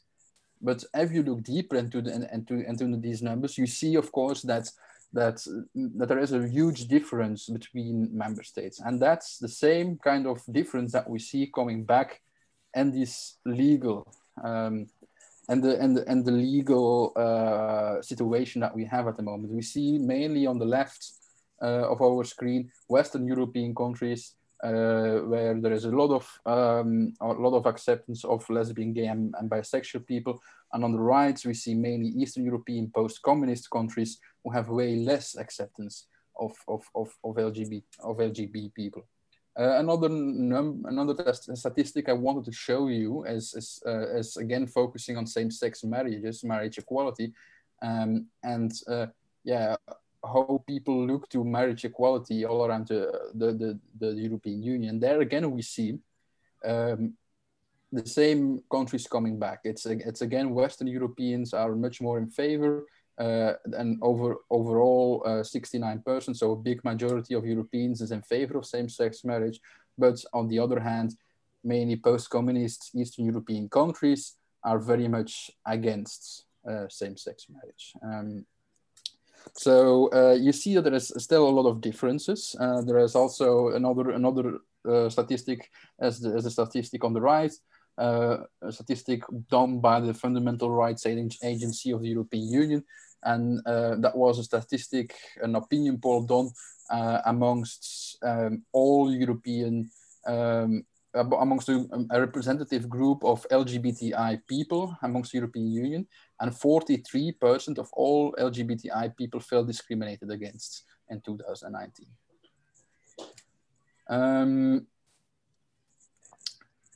So there are a lot of differences within Europe still, within the European Union, if it comes to LGBTI rights. But as we are a union of countries, we also have some legal standards in common. And we don't have a lot. The European Union doesn't have a lot of competence if it comes to upholding the rights of LGBTI people. But a few mentions are existing within the Charter and within the EU law. Article 21 of the EU Charter on Fundamental Rights, for instance, explicitly prohibits discrimination based on sexual orientation. Again, only sexual orientation. Gender identity is not mentioned in there. Then we have Article 19 the Treaty on the Function of the European Union. So the treaty basically somehow the constitution, how Europe works, prohibits any type of discrimination, not naming any type, but it's a very wide interpretation, and we assume also jurisprudence, case law of the European Court of Justice shows that this includes sexual orientation and gender identity. And then since 2000, we have discrimination. We have a law prohibiting discrimination on the basis of sexual orientation in the fields of employment and occupation. So from Poland to Belgium, from Spain to Bulgaria, at this moment, by law, it is prohibited, for instance, to fire somebody over his or her sexual orientation. Again, not gender identity. So that's, of course, also something always important to mention. It's often sexual orientation. Laws for people from sexual minorities are often much more developed yet than laws for gender minorities. And that's really something that we need to stress on, that not all laws for LGBTI people, for the diverse group and LGBTI people are equal at the moment. But yeah, as I said already, besides that, the EU doesn't have a lot of competence. And again, I'm showing again this map to you now, because I showed you the opinion polls, and this is again a map showing the legal status, the laws on LGBTI rights across the European Union, across all Council of Europe member states, actually. And there we see that there is there's a big correlation between the legal status of LGBTI people and how they are perceived in society. So again, showing one statistic. These are all EU member states and how they recognize same-sex families. And there again, you see that there is a lot of diversity between those member states. Many, and at this moment, a majority of people, of citizens of the European Union are living in member states where same-sex families are recognized, can be recognized by marriage. Which is a good thing, is a very positive thing. We have come a long way, but there are still a lot of member states still who are not recognizing the same-sex families at all, and that's mainly all of them are former communist countries inside the European Union. A few of them recognize civil partnerships, which is not the same as marriage, but often tries to because of course there's a lot of debate on the concept of marriage. Some countries who are willing to recognize same-sex families have come up with civil partnerships, which often look very similar, but not entirely as a marriage. For instance, Cyprus has a civil partnership law which explicitly says that all rights given to couples who are married are also given to couples who have a civil partnership, except for adoption. So you see, although there is a certain attempt to create a concept who is looking very much like a marriage, it's still not the same.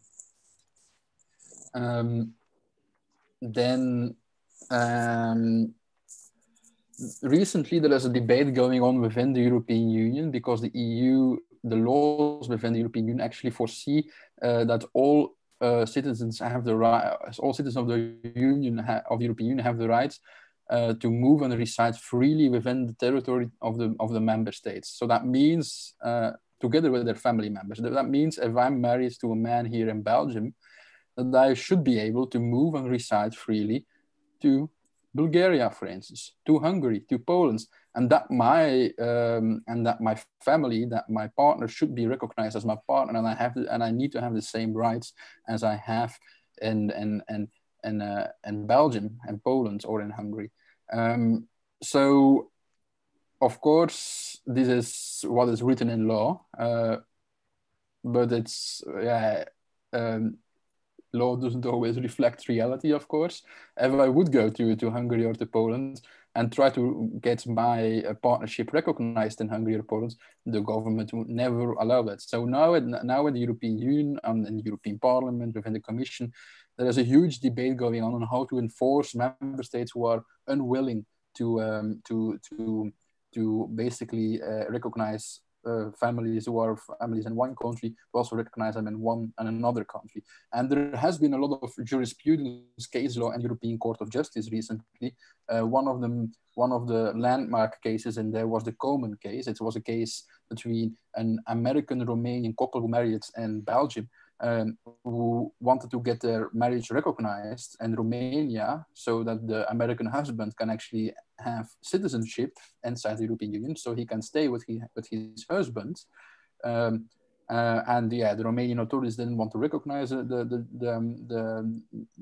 marriage, the partnership. So the couple went all the way up to the European Court of Justice, and the European Court of Justice rules that that Romania has the duty to recognize the marriage between the couple. So this is, of course, an important landmark case within the European Union, and we hope it's going to create a snowball effect, that other member states will also see that it is their duties, their obligation, their international obligation within the treaties of the European Union to recognize same-sex families. But of course, there is a lot of opposition to that, of course, as well at the moment.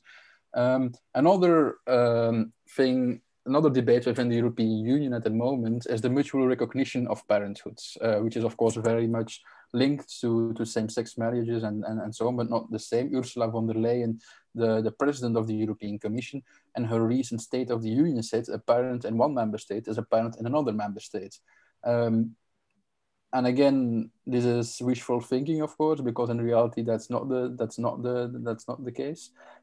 For instance, there is at this moment also again a case pending at the European Court of Justice, where baby Sarah, a baby who was born between a couple from Gibraltar and Bulgaria. The two parents were women, and the child was born in Spain. And Spain wrote in the birth certificates of the baby that the child has two mothers. Of course, because the mother, one of the mothers is Bulgarian. The mother wanted to get her baby recognized in Bulgaria because they didn't have the right to gain citizenship in Spain, where the baby was born, because both mothers were not coming from Spain. The one was from Gibraltar, which is British citizenship, and the other one was from Romania, which is EU citizenship. And to be able to stay inside the European Union for the baby, she needed to gain European citizenship. So that means that the only way of getting the citizenship was through getting Romanian citizenship, getting Bulgarian citizenship. And of course, because there were two mothers on the birth certificate, the Bulgarian authorities said, okay, we cannot recognize it. So at this moment, the baby is basically stateless. She doesn't have a passport. She's at a huge risk of being stateless. And the case is pending now at the European Court of Justice.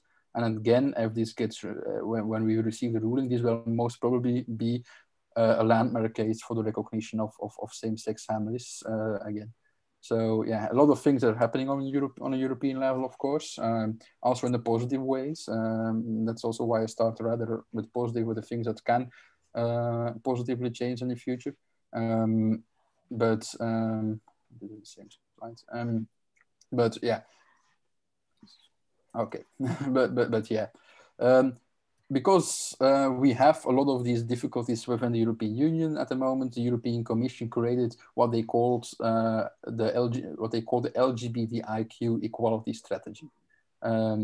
It's a document launched in November last year, where the European Commission made up four pillars on how to create more equality for the LGBTIQ community. It exists out of four pillars. The first pillar is safety. A few examples of what the Commission is planning the coming years.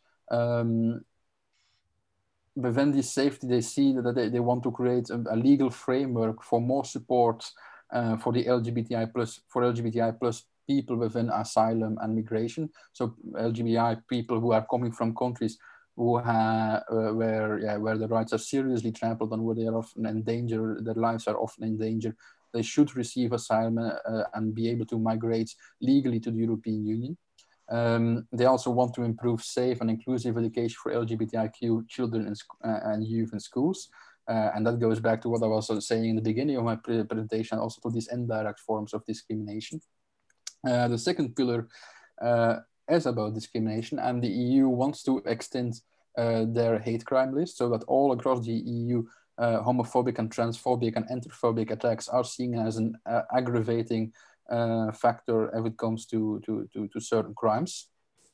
And they are going to fund initiatives combating also these hate crimes, because also, of course, you can punish people doing hate crime, you can also prevent people doing the hate crime, of course, before.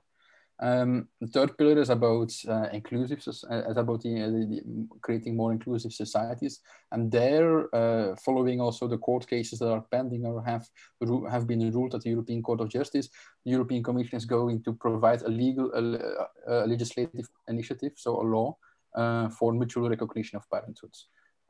Again, parenthoods, not partnerships. So that means that children, the children will be recognized of parents, but that the parents in between, the horizontal relationship between parents, that doesn't mean that will be recognized all across the European Union. But they will have a study on this mutual recognition of same gender partnerships. And the fourth pillar, and that's of course also an important pillar for the people in Turkey, the EU wants to become a world leader and promoting LGBTIQ rights. I have a bit of skepticism on that, because before becoming a world leader, you need to get your own things in order. And of course, there are a lot of problems inside the European Union. It's good that they want to be a world leader, but of course, if they want to be a real world leader, first they should get their own problems solved. Yeah, it will be a priority.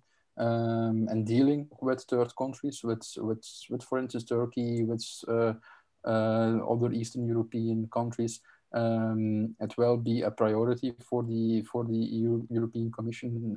If it comes to trade deals, there will be certain conditionalities within trade deals to foresee that there are legal that to make sure that the rights of LGBTI persons are not trampled on. Then moving on to the last part of my presentation, that's on the state-sponsored backlashes on LGBTI plus rights in Europe, and we've seen many of you have read on the backlashes we signed Central Eastern European member states of the European Union on LGBTI rights. Governments in Central and Eastern Europe have seen a rapid decline in democracy and human rights over the last decades. It's not just about LGBTI plus rights. We're also talking about press freedom, academic freedom. Hungary, for instance, banned a whole university. They are banning certain radio stations, banning certain newspapers and so on. So this is all happening inside the European Union, and not just LGBTI plus rights are under attack, but of course, if you attack a liberal university or a liberal newspaper, that also indirectly is bad for the LGBTI community, because often these universities and newspapers were the ones who were showing a neutral view of the LGBTI community, and now the only view that people are getting in those countries is a view sponsored as propaganda by the government, basically. So that also indirectly attacks the rights of the LGBTI people, of course, in those countries. As I said and showed you in those maps before already, the development of LGBTI rights has basically stopped on the former Iron Curtain, so where formerly the communist bloc began in the European Union. That's where the development on LGBTI rights stopped over the last years. It's even going backwards, as I said already, in some member states. So yeah. I'm just going to check the time.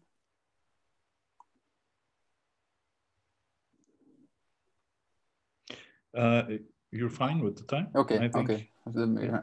Are you going to give a break or? Yeah, well, yeah, that's because No, you don't need to. This is I'm just only reminding because we talked in the beginning. You were talking about a break, but it's not a break for everyone. Break so you could take questions. Yeah, I'm just going to finish. You don't have to. You don't have to. I mean, I'm just reminding. I think he has only a few slides left. I have only a few slides left because. Okay, fine, whichever. Yeah. Okay. Yes. No. I was mainly thinking about a break because I wanted to explain a little more about the last point on this slide, is the demographic winter theory. It's a theory, an academic theory, which is often used by conservatives. Because indeed we see all around the European Union, not just in the European Union, also in countries like Russia and Ukraine and so on, we see a rapid decline in the demography of people. We see that a lot of countries, their population is going and number is going backwards, and this, of course, puts us in front of a lot of problems. And this demographic winter theory, which is a theory coming from conservative academics, at least they call themselves academics, and it's basically a theory who scapegoats LGBTI plus people, and not just LGBTI plus people, but also pro-abortion people who are pro-abortion, of this rapid decline in the population, which is, of course, sorry for my French, nuts. Because there are much more other reasons. I mean, the LGBTI plus community is a very small minority, so the rapid decline in population, you can never prove causality for that. But anyway, this is, of course, the academic theory that a lot of these countries base themselves on, and I think it was worth mentioning as well. Because we have a lot of academics and this as well, you can read upon this theory. It's a really crazy theory, of course, but this is a theory that a lot of these countries are nowadays basing themselves on. This moving. Okay. And before I continue and show in more detail what is actually happening in Hungary and Poland, I want to clearly state that these backlashes on LGBTI rights in Europe is not just something about religion or ideology. It's about really trampling upon European democracy. It's about destabilizing European democracy. And the best example to show that actually is how the Russian Federation and the Kremlin is involved in the anti-LGBTI plus movement in Europe. We see a huge disinformation, fake news campaign concerning the LGBTI movement in Europe, and we have a lot of sources saying that this is actually instigated by Russia. Russia is spreading disinformation on LGBTI people all around the European Union, only with one goal. They don't care about LGBTI people, or they don't care about the traditional family in Europe. They only care about destabilizing the European democracy. And that's the sole reason why they are doing it. And we have whole conferences, we have huge organizations who are paid by Russia, by the Kremlin. One, for instance, the World Congress of Families. You can also Google them. It's a huge conference where a lot of state leaders every year meet with each other to discuss conservative family values. And this is, of course, all paid by Russia.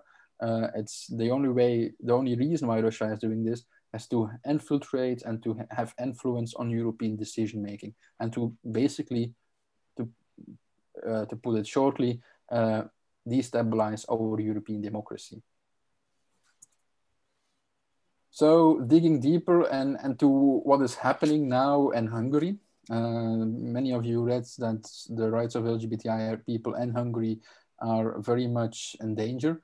But it hasn't always been in danger. Since the fall of communism, there was actually a positive involvement. In 2008, the social democratic government allowed civil partnership for same-sex couples, so that was a positive sign. But it all changed when in 2010, Fidesz, the ultra-conservative party in Hungary, won a two-third majority in the Hungarian parliament. which was enough to change the constitution. And one of the first things that they did was making a new constitution and explicitly banning same-sex marriage by saying the constitution that marriage can only be committed between a man and a woman. They also made changes. They also added amendments to the constitution where they made the judiciary more dependent on the executive branch of government and so on, to make sure that, of course, judges would rule in favor of them. In 2005 and 2015, there was a ban on gender studies within universities. That was the start for a huge backlash on academic freedom in Hungary. So yeah. Rémy, can I just interfere for a minute? Yes. Could you please summarize just a few sentences from different countries, the perspectives, and then come to the end? Because I am very sure that there's going to be a lot of questions regarding your presentation. And could you please just summarize 1 or 2 sentences about each country so that we don't... Could you please do that? Yeah. Yes, of course. So in Hungary, as you can read here, there have been a lot of backlashes on LGBTI rights. Ban on legal gender changes also this year. There was a new amendment to the constitution which prohibited the adoption of same-sex couples. Recently, also the economy minister said that from now on in Hungary, all books containing LGBTI plus content need to have a disclaimer saying that they have LGBTI plus content. So these kind of things are happening inside Hungary, not just in Hungary. I just maybe want to show one sentence about the kind of rhetoric that are going on. The Speaker of the Parliament, somebody who should be neutral of the Hungarian Parliament, said recently that adoption by same-sex couples is the same as pedophilia, for instance. So this is the kind of rhetoric that is going on in a country like Hungary. Then we have Poland, which is also have been in many times in the media, where, I mean, there are a lot of similar things that are happening as in Hungary. One of the few, also again showing the rhetoric and how LGBTI people are portrayed as this one. LGBTI as a Western ideology. That's not just some stupid person who is saying it. It was the president of Poland who was saying it. He wants to have an anti-propaganda law like in Russia, preventing the LGBTI movement from going on the streets and asking for equality. And Poland, they also have nowadays local municipalities who declare themselves LGBTI-free zones. Activists are being sued by the government over defamation, blasphemy, and these kind of things. Last summer, during what they call the Polish Stonewall, 48 LGBT activists have been detained, all on grounds of defamation and blasphemy. It's something that is very, very difficult to understand within a European Union member state that this can happen. But this is happening, of course, and yeah, we cannot find it very bad, but it's happening. But there has been a lot of reaction internationally on this. Joe Biden recently tweeted that there is no place inside the European Union for LGBT-free zones, directly condemning them in Poland. The European Parliament adopted a resolution condemning the LGBT-free zones. The European Commission withdrew several funding for LGBT-free zones. The Commission for Human Rights of the Council of Europe condemned it. So we see there is a certain reaction coming from internationally, but yeah, that hasn't changed anything particularly on the ground yet. And that's where I want to stop my presentation. I'm looking forward to the questions. If you, after this presentation, have more questions, you can always send me an email, follow me on Instagram or Twitter, where you can also ask me the question. Thanks so much, Rémy. That was a great presentation. You started actually by bringing up the issue that the human nature is complex, but then political scientists simplify it and try to simplify it in the best way they can. And you did a great job.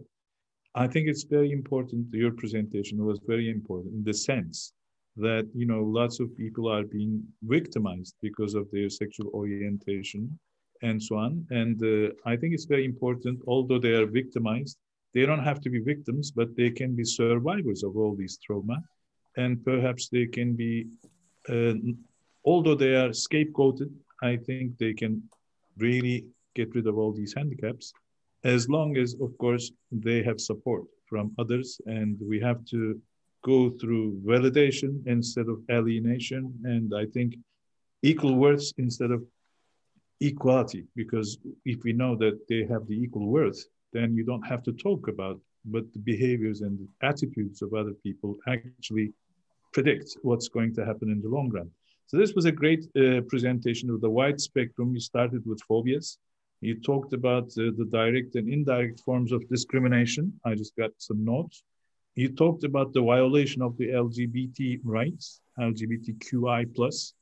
You talked about the hate crime law, and you talked about different perspectives regarding the violation of LGBT rights. And then you finally talked about the pillars for equality and rights. So you covered a wide range in a short time. Thanks so much. And let me just remind people that in here, that we, as the European Federation of Sexology, as Esben Esther is here, we are representing the same federation, is part of the World Association of Sexology, or World Association of Sexual Health. And I would like to inform you all that the World Association of Sexual Health has declared that 4th September, every year, 4th of September is celebrated as the Sexual Health Day. So you have to keep in mind that we are trying to actually make people aware of the lack of sexual health, not only sexual pathology, but also improving sexual health and pleasure.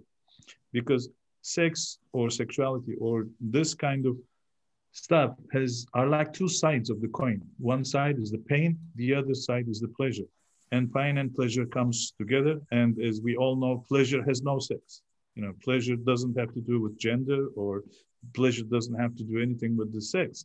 So we have to understand that there's pain. And this year, interestingly, the theme of our 4th September stuff, celebration day, was pleasure, sexual pleasure in times of COVID-19, which was interesting, which was challenging, because, you know, people said, what are you talking about? We are having all these difficult times with lots of uncertainties, unprecedented times, and you're talking about pleasure. And, you know, this was an interesting topic. Of course, we translated into different languages. And if you go into our page, you can find the declaration of our association and the World Association of Sexology. Actually, Esben Esther's wife is the person that you referred to, who's working at the World Association of Sexual Health. And she has written some very important and significant kind of, let's say, messages in that platform. Let me just end up, and then I'll take the question of the other people, that we have to really understand the ecology and the economy of, you know, belonging. And I think it's very important that we belong, and we are perceived that we have to grow in diversity once again. And we have to celebrate our differences rather than, you know, when we talk about differences, people are scared in a world of, you know, because people see differences as something that is associated with being unequal. We can be totally different, but we can still be equal. So I think it is very important. I see equality as you're going to the same restaurant and you're given the same recipe. And I see, you know, differences as choosing a different kind of meal from the same recipe. So we have to really celebrate our differences. So coming back to the questions, Rémy, these are questions regarded to your presentation. Let me find this. There's one comment, and let me start with that comment. I'll go step by step. By Salim. No, initially the first comment was from Refik Kutler, my classmate, and he says that currently, especially on Refik, you're here, nice to see you, by the way. Currently, especially on Netflix and similar media, we see more and more cases of LGBTI scenes and mostly appearing as a surprise, like a hidden advertisement. Maybe this could be due to a planned strategy, trying to normalize it in order to reduce discrimination. I think this question goes to both of you. Do you agree with that? Maybe we can talk about it openly, but we are getting people, as far as I understand, Refik is referring to the fact that we have to desensitize people, and they are doing it gradually rather than doing it directly. So maybe it's a kind of, a normalizing. But I guess, when you do something subconsciously, it doesn't work as much as you do it as consciously. So in that sense, it brings the courage to stand up, to show up, and to face the costs, because every attitude we take comes with costs and benefits. So I think you're right. Some people are worried during the times which exist at the moment, but I would like to take our guest's opinion on that. Could that be helpful in desensitizing the, negativity against, discrimination? I don't know if you want to start, or I can react to that on a political point of view, because I think this is also very much a psychological question, of course, which you guys are much more familiar with. And I want to react mainly to the wording plan strategy. I wouldn't exactly say there is no such thing as a centralized effort to put more LGBTI characters in a Netflix series, for sure not. Yeah, this is, of course, there is a certain common understanding amongst many film directors, amongst many politicians who are funding movies and so on as well, that there should be more LGBTI characters that and movies and Netflix series and so on, not just to create more equality, but also to reflect the diversity of the society also more. But of course, the psychology of the thing, that's something more you can react to. I can comment on that too. There is something called the ethics of the face. When diversity gets a face, and you get familiar with that face, and that face appears to be very human, it does really stop or at least diminish discrimination. I guess you've all heard about the story from the First World War, where they were on the German and the Allied side. They were singing the Christmas hymns, and they met in no man's land to sit together and sing, and that was stopped because they thought that if this continues, they will not be able to kill each other anymore. And so we are back to presenting in many ways. And by, I'm sure that we will be as self-evident as anything else. And to know us is not to fear us. Exactly. Thanks very much. I'll go to the next question, which comes from, let me just find out where it comes from. It's a question. Ben de takip edeyim mi? Salim, okay, the question comes from Salim Işık, and the question is, I'm reading it in English. Some questions are in Turkish, others are in English, so you're actually free to put it in Turkish if you like to put your questions in Turkish. That's what I had to say from the beginning. We forgot to say that, but we did that anyway. Anyway, Salim Işık asks, my question is to Mr. Bonny. According to the ECT Human Rights, I think, stated that of many decisions, member states have a broad margin of appreciation in the cases that are alleged to violate right to respect for private and family life, freedom of expression, and also freedom of assembly and associations. This fact accurately shows us that there's no consensus in the European Council on granting of these rights. As you showed the map in your presentation, Turkey is the most strict country among the EC countries. What would you recommend to break this phenomenon locally and continentally? Incidentally, just one moment, Jeremy. Incidentally, Salim, the person who asked the question, is a lawyer teaching at an university in the law department in Istanbul. So he's a lawyer. So. Okay, so I should watch out what I say. Watch what you say. Exactly.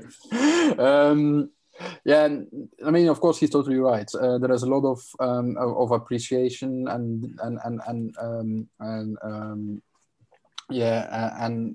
and different ways of interpreting all kinds of human rights that are mentioned inside the European Convention on Human Rights, and between the judges and the European Court of Human Rights. There are also a lot of disagreements on the rights that he mentioned. First of all, what I want to say, me as a Belgian, as a citizen of the European Union, I should not tell Turkish people how they should create equality. I think that's something that we as Europeans, or especially Western Europeans, Americans, have done way too much before. I don't have any expertise in Turkey. I have expertise in post-communist countries. So if you ask me a question about Russia, I will be very happy to answer it. But of course, I'm a huge fan of equality. And I think one of the things, how do you break this phenomenon locally inside Turkey? What we've seen, not just inside the European Union, not just inside Europe, not just in the Western Hemisphere, but all around the world, as the way of breaking a phenomenon as creating visibility, being brave. And of course, I know inside Turkey that the government doesn't make it exactly easy to speak open and proud, to go on the streets. LGBT pride parades have been banned, violently attacked by police forces, and both in Istanbul, Ankara, and many other Turkish cities. Recently, we have seen the comments of Mr. Erdogan, where he basically links LGBTI people to terrorist groups. These are all very worrisome developments. I fear that many of my Turkish colleagues from the LGBTI society that the attacks will only increase in the future, and that he is, and that's of course where there is a European link, that he is being instigated, that he is being influenced, that he gets his ideas from what is happening inside the European Union, because again we know that also inside the European Union, the attacks against LGBTI people are not so much to attack these LGBTI people themselves, but it's about creating a certain form of government, which is not a democratic one. And that's, of course, something that Mr. Orban from Hungary, Mr. Kaczynski from Poland, Mr. Putin from Russia, and Mr. Erdogan from Turkey have in common with each other. They scapegoat a minority to attack I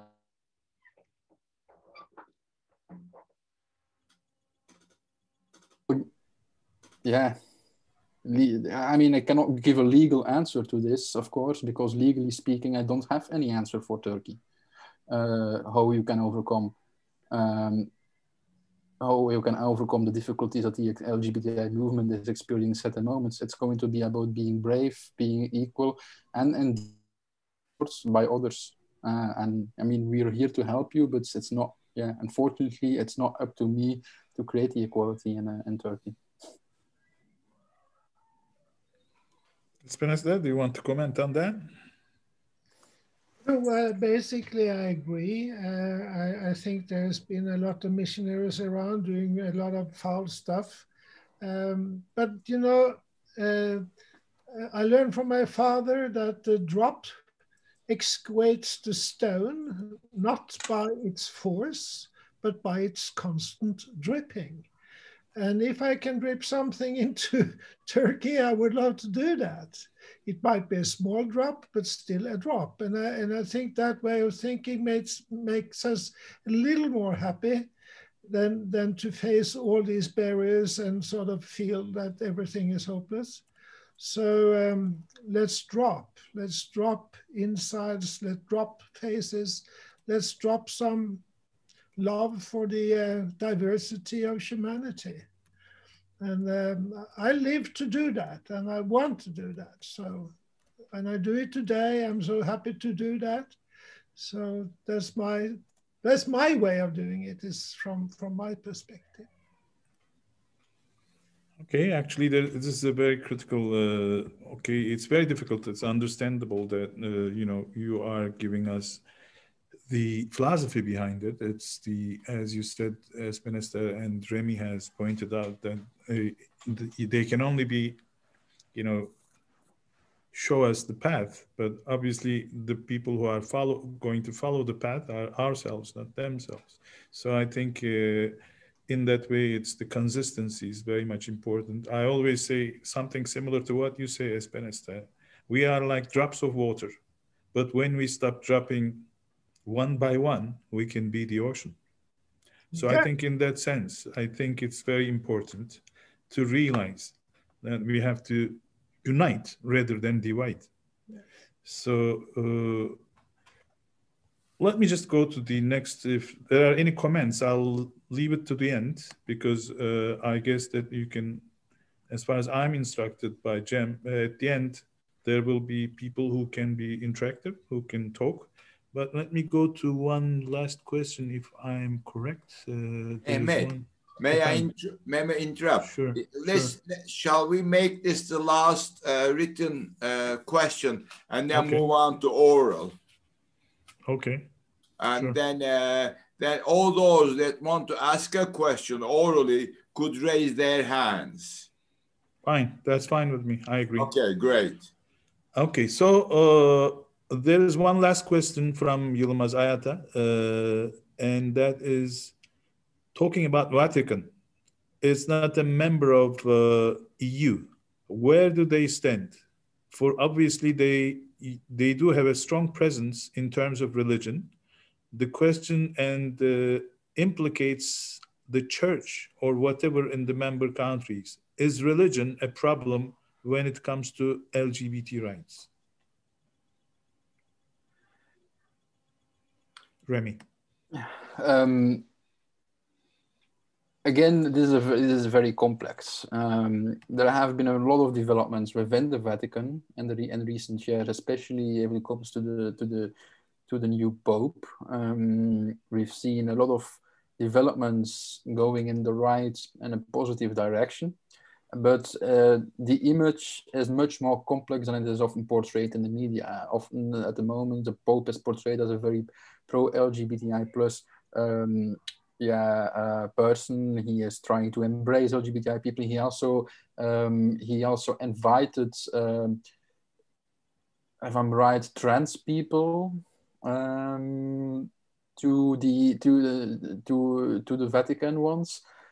So there are for sure, if it comes to the portrayal of the Vatican, there are things going in the right direction. But at the other hand, we need to understand the power relationship that is going on inside the Vatican, and we know that Western Europeans are losing power within the Vatican, and that more and more African, South American voices, powers within the Vatican are taking the overhand, and there is much more difficulty still with approving and accepting LGBTI plus people. So there is also a certain, I wouldn't call it a backlash, but there is also a certain power within the Vatican who make it much more difficult at the moment to take the next step. The Vatican is also still one of the promoters of anti-LGBTI plus anti-woman movements all around Europe. They are financially supporting them. So yes, there are certain positive developments, but it's not all champagne and caviar, as I would say. Thanks, Rémy.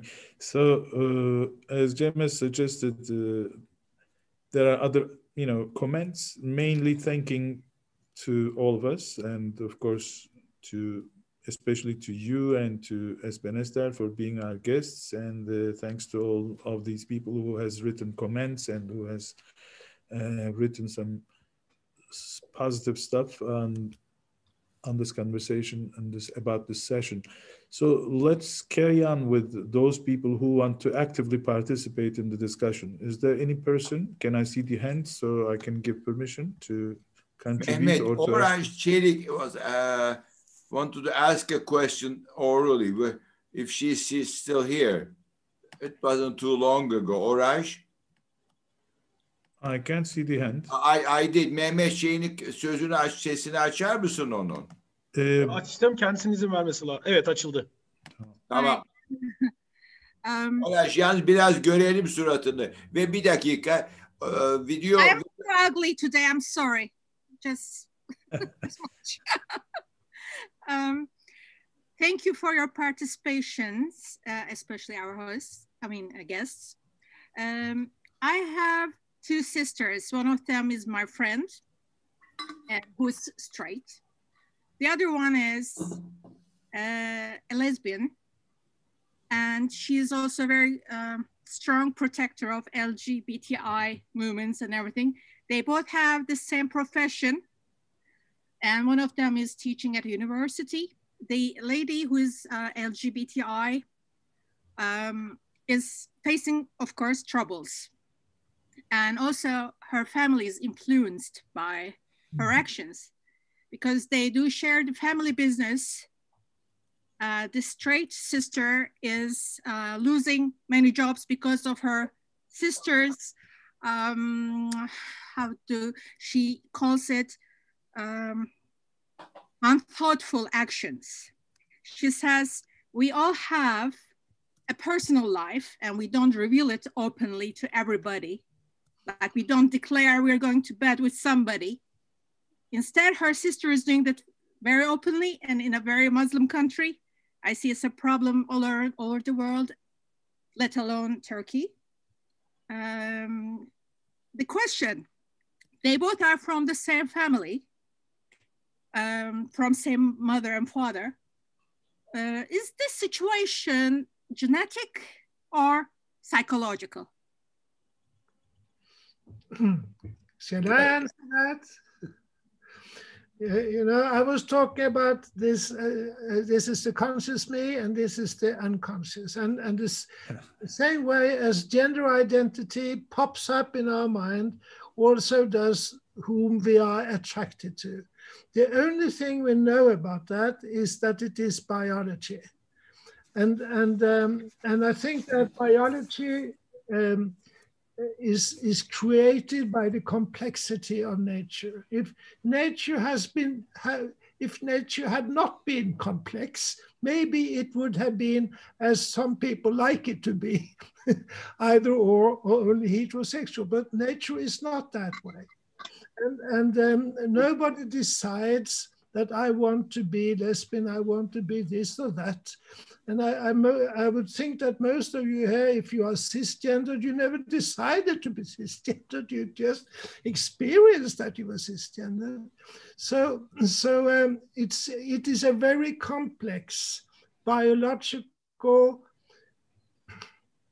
entity, and it is based on genes, definitely, on hormones, and different parts of our central nervous system that plays together and comes out with these messages. And I think that is a very important message to give, that as I said earlier, no one did anything wrong. My mother didn't do anything wrong. My father didn't do anything wrong. I just became me because that's the way nature made me. And here you have two sisters. Nature made one of them heterosexual and made the other one lesbian. Hooray. But I see the problems and it makes me feel so sad because everyone is losing. Society is losing. These sisters are losing. The family is losing. So it's just an enormous amount of loss on so many aspects. And I think we have to see that. And sometimes the lesbian sister would be advised to not to put her sexuality or her attraction talents on display, but that would change nothing.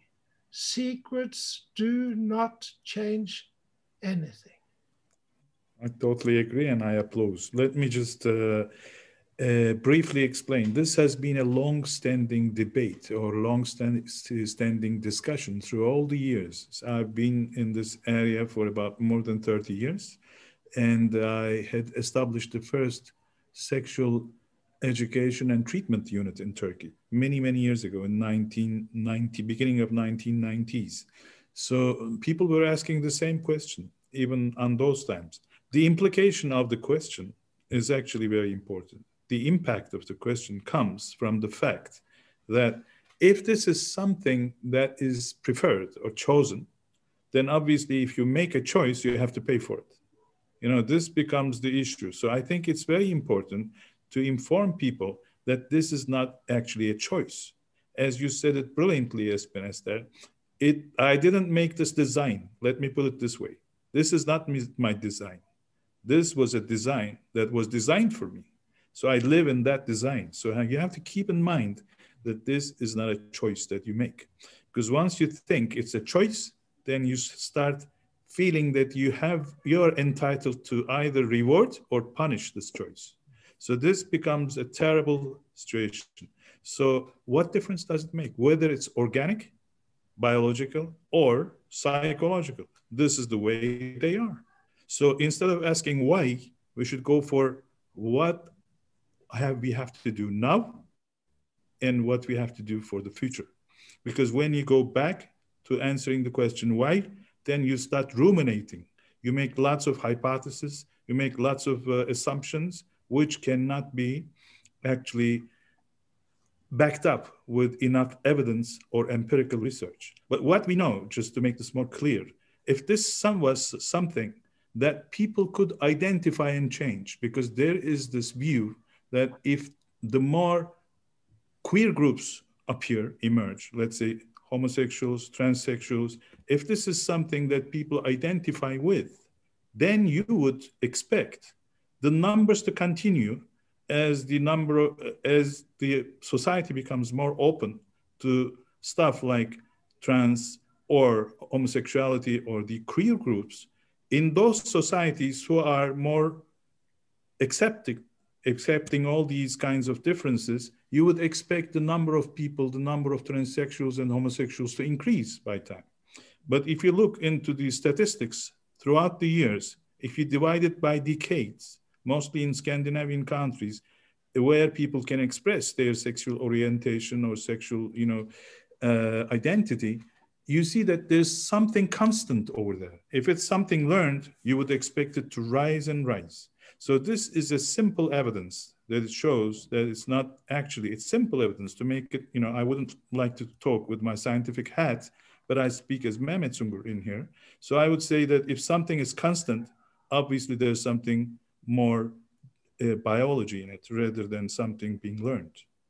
But obviously we express it differently. We learn how to express it in the community. So having something is different. How to express it is learned in the community. So let's not mix the two. Right.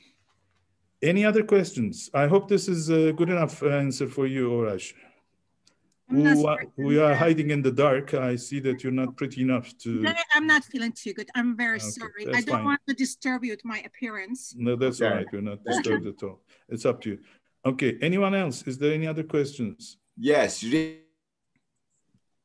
I can't see, Cem. Can you please tell who asked We'll do Mehmet, açar mısın? Bir bakalım sırasına bakalım. Let me see who the order is. Yeah, it's Refik abi sırada. Bir dakika Refik Mehmet, abi. ben bakıyorum. Sana sormadım onu. Refik baş sonra ikincisi Serdar. Okay. If it is biological and or genetic, then testing and analyzing should be possible. Thus, LGBTI people could not be blamed by any opposers. That solves the conflict totally. Otherwise, LGBTI will stay as a discrimination issue, but still coming after gender, skin color, and religious discriminations. Well, that's a kind of comment and question. Thank you. Okay. Mehmet, ne diyorsun? Is this a comment or a question? Or... I think, as he states it, I think it's, he's showing us a way, as usual. Refik likes to show the way. You say, if you just show evidence enough that this is biological, this will end the world. I don't agree with that. Being unfamiliar with something or unfamiliarity is always an enemy for human evolution. Like, look at the times of COVID. It's something, you know, the perception of danger is increasing because we are fighting with something that is new. When something is new and something is not familiar to us, because COVID is not in our life all the times, you realize that people do perceive the amount of danger according to how new the negative event is. So if the virus was something familiar, then we would be less scared. It is unfamiliar, so we could become more scared. It is more invisible, so it becomes more threatening. So the same thing applies for homosexuality, transsexuality, queer groups. If something is different than unfamiliar, which we don't feel like they belong to us, then we reject it. I think familiarity is very important, but obviously I agree with you that if there was a way to really show, to have the evidence to show that this number is static, this is totally biological. Obviously, we can't show any chromosomal kind of changes because when you're talking about genetics, then you're referring to chromosomes. And obviously there's no chromosomal kind of change. But, you know, I just tried to mention an indirect way of looking at it. Like we would expect more homosexuals to emerge as time goes by in Scandinavian countries because it's getting more accepted. In Turkey, in Arabic countries, let's assume like that. Do you think that the number of transsexuals or homosexuals is less? Probably not. But they cannot come up and show that they're homosexuals or transsexuals. So I think it's the expression, but the existence is similar. But let me give the talk to both Rémy and Esben Esther. This is how I think. As of today, the only etiology, if we could use that word, psychodynamic. Yeah, to explain why we are different is biological findings, but it's like a puzzle, and there are many pieces of that puzzle that has been detected, and that sort of gives evidence to biology. But you know, I call these talents, and we are very used to that. This child is born and grows up and have this enormous talent for music.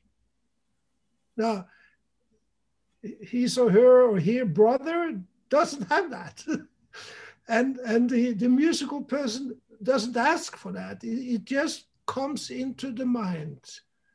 And I think if we could look upon these things as biological talents, and when a talent is discriminated, pathologized, made sinful, it becomes a curse. But if it's welcomed by the ones who have it, and by those around, and by society, it becomes a gift.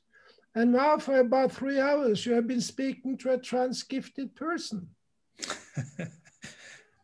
Okay, Serdar'a mı geldi? Now it's Serdar's turn, right, Serdar? Okay. Yeah, it's my turn. Hi to everybody.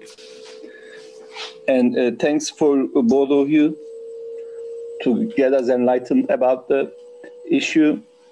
I have two questions. One is, how big is the LGBT market, if there's any kind of statistics for that? And the other one is, I personally am against any kind of classification on human beings. It's a birthright. I mean, you can do whatever you want. So, and as I'm against all kind of or kind of discriminations, I'm against ghettos and things like that. For example, the AIDS started in 1988. I see resemblance between AIDS and the last Wuhan issue, meaning, for example, in Wuhan, they told that it was because of the bat. And AIDS, they said, oh, it's a transsexual, it's a heterosexual relation, it's gay relation, so they started AIDS. So these guys are like leprosy people. So, and this made LGBT people to be more ghettoed. And my question is this. So are they gonna live like as ghettos, or there's gonna be more, because I mean, after 2000s, we shouldn't speak these kinds of things. What are your ideas about this personally? Or to both of you guys, my question. So that excludes me, so you can answer, Rémy and Esben Esther, because his questions is to both of you. So I'll pull back. And well, I guess whatever your choice is not the matter. Let me tell you, Serdar, it's not your choice. First of all, it's not a matter of choice. But I agree with you telling that you are, you know, whether you are born, whether you are acquired, it doesn't matter whether you have taken this, you have to live with your own identity. So I think you have to be careful with the word, whatever you choose, because it's not a choice. So Rémy and Esben Esther, could you please, he's asking about how big the, I don't know what market, but how big is the population? And he's actually telling us that we do not have to, you do not have to, if you want to be more accepted, you be, instead of staying like in small communities, you have to widespread yourself, which is theoretically right. But obviously, Rémy has told us the obstacles behind that. So would you like to start, Rémy? Is there, you know? Yes, of course.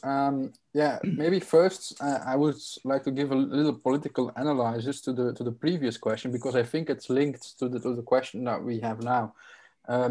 First of all, yes, there is a biological, of course, as Esben Esther also said it, there is a biological component to being LGBTI plus.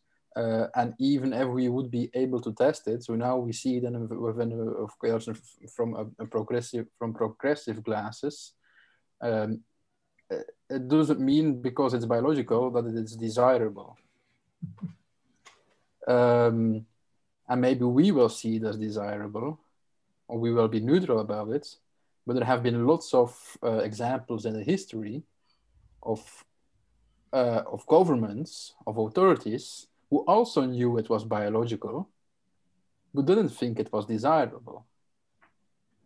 We know the history about Nazi Germany, who did tests on on mainly gay men, but also on transsexual people back then. We know that a few years ago, I don't think that it's still in place, but one of the Gulf countries, I don't know if it was Qatar or the United Arab Emirates, they wanted to do tests on people flying in their country to see if they were gay or not, and if they were finding out that they were gay, I don't know how they were going to test it anyway, but they would do tests, and if they found out in some way if that person was gay, they would not let in the person in the country. So these are things that have been tried before, and I mean, even if everybody in the world agrees that it was desirable, still people have the right to a private life. So there should be no testing. So yeah, that is how I interpret this question about testing, and if we should have numbers saying how many people, how many percent of the population are actually gay or trans or intersex and so on. I don't think it very much helps our cause that much. Then about the ghetto, and that's why I think also it's about the ghetto forming that we have also. Of course, to some extent it's true. Within Western Europe, within America, we see that there are neighborhoods and big cities and urban environments where only LGBTI people live because they feel very free there, because they feel they feel that they are not being discriminated there. And of course, as long as people are being discriminated, there is going to be a certain ghettoing, because people at some point, they are, everybody is like me or like EE wants to speak out for the white society. There are also a lot of people who just want to have a private life and who just want to live and earn money and have a family. Not everybody needs to be an activist. There is a right to be not an activist as well. So yeah, this kind of ghettoing of the LGBTI community, it's something that is going to exist as long as there's going to be a discrimination, and it's up to people like me and Esben Esther to try to break these borders that between. Not only you, Rémy, I have to intervene. Sorry, it's the allies, not only activists. The allies is very important. It's not the activists. You're only taking the point to yourself and Esben Esther, which I don't agree at all. I think it's the allies, because we are the people who want. You don't have to be activists. You can go and choose to live in their main street, to live in where they are living. You can make your apartments. You can make your buildings over there. And then instead of waiting for the others, I think for those people who are at least neutral or positive, not necessarily to be activists, they can go and start living there, just like what they did for the Black people in Harlem. So it is the same thing. So I don't think this is a matter of humanity, not just a matter of being activist or something like that. Yeah, I agree. As I have said before, I became a public trans person in Norway, meaning that most Norwegian people, and they're constantly reminded because I'm on television and everything just about all the time. And when I walk the streets of Norway, I'm very often stopped by people. And they thank me. And they will say, well, I'm not a trans person, but when you dare to be what you are, I can dare to be what I am. And all these people, they are allies, and they have families, and they have kids, and they will go home and say, we met E on the street, and you know what? And I tapped here or his or her shoulder, whatever, and just gave her this loving remark. And I have got that from all kinds of people. So there are allies all around the place. And I think that we should really recognize that. And I would stand up and I'll bow and I'll neigh to all these people and saying, thank you, bring it on. Thanks a lot. That's all we agree. Jem, could you please help us about who has the next question, because I couldn't follow that. Now, we don't allow questions if there were too many of them from those who do not raise their hands on Zoom. But now today we'll have a bit of a sympathy, and so we'll have questions by waving questions. Okay, wave your hand, Rifat. I think Rifat Toka, yeah. Okay. Oh, and then unmute yourself. Okay. Incidentally, Rifat is a professor, and he still works at the American Hospital, don't you, Rifat, in Istanbul? And then, so watch out his question. Okay, Rifat. Rifat? Duyuyor musunuz çocuklar? Ben mi duymuyorum? Yok, duyulmuyor. Hayır, Rifat, sesi açık mikrofonun, ama sesin gelmiyor. açık. Senin mikrofonun kapalı. Hayır, Sen biraz baka dur, başka soru yoksa biraz bekleyelim. Varsa ona geçelim. Bazen kulaklık olmadan ses çıkmıyor. Bazen de kulaklık var. Ama Kulaklığınız... Rifat daha evvel yaptı bunu ama Tamam, neyse. Okay. Başka soru varsa oraya geçelim. Bak evet, ekranda el sallayabilirsiniz. Mehmet, Suha, siz ikinci sayfaya diğer bakkala bakabilir misiniz? Rifat herhalde açamayacak. Rifat, sesini kapadın bu sefer de. Açamıyor musun? Bir el işareti yap bari. Aç, konuş, bir daha dene. Peki, tamam, duymuyoruz. Tamam. Peki. Muhtemelen sesi kısılı. Mehmet, sen bitir istersen. Okay, you finish up.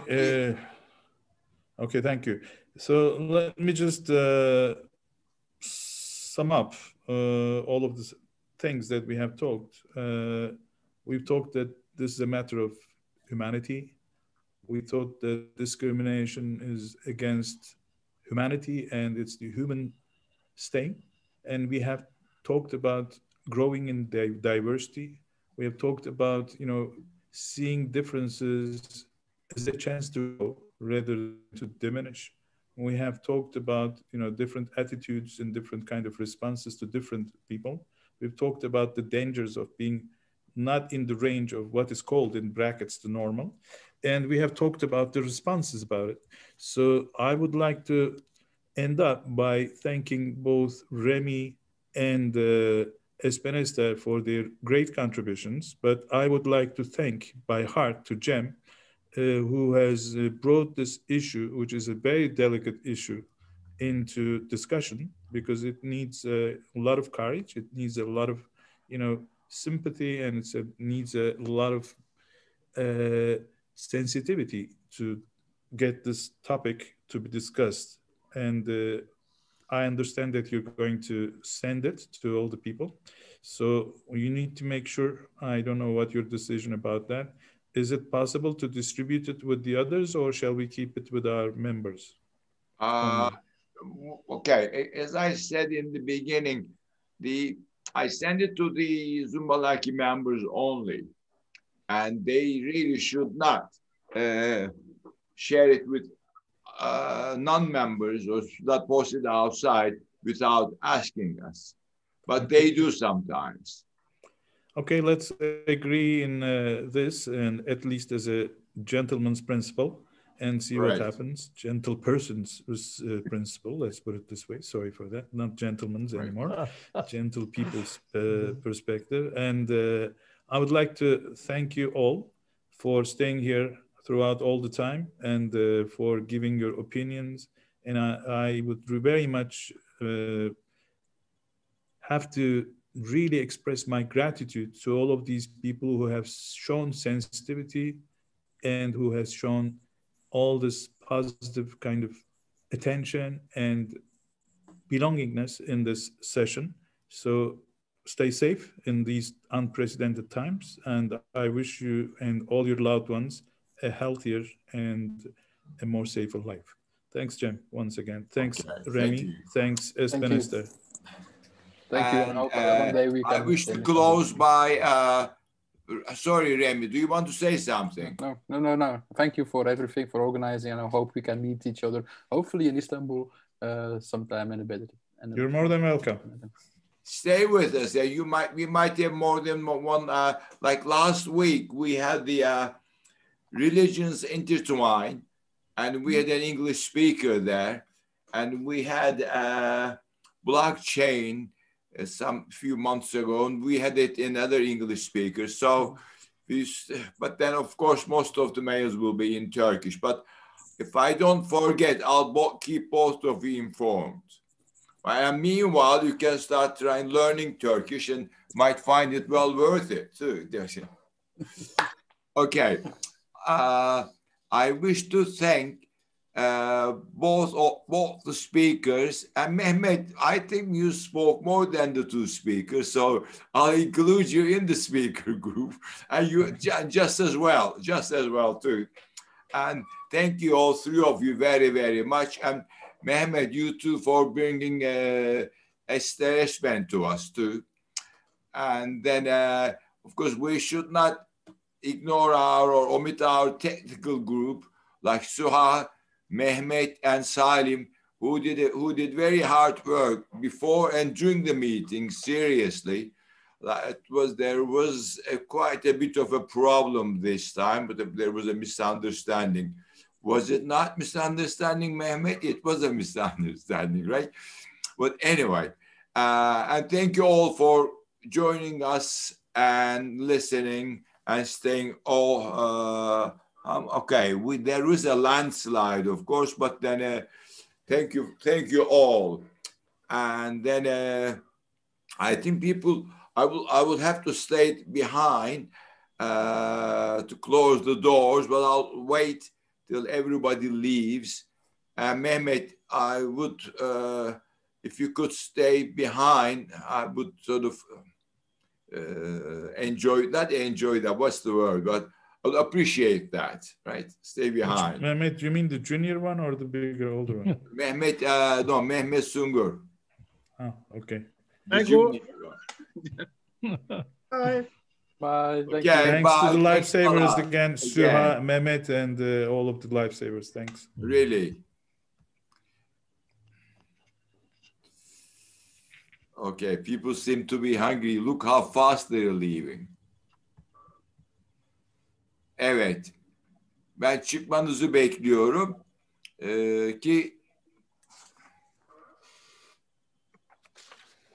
tamam, burada birisi var orada. Deniz Kurt yatmış. Herhalde uyudu orada. Onu remove edelim. Mustafa Cihat danışman da hiç çıkmaz ortaya. Evet, sallar durur. Bakın o da Tarsus'tandır. Mustafa çıksana, çık diyoruz sana, çık. Mustafa'yı da atıyorum dışarı. Berna böyle yapar, bırakır gider orada artık. Don't report. Peki. Kare Kuzeyli ve Berna'yı da uzaklaştıralım. Berna. Şimdi tamam. Salih bir şey kalabilir.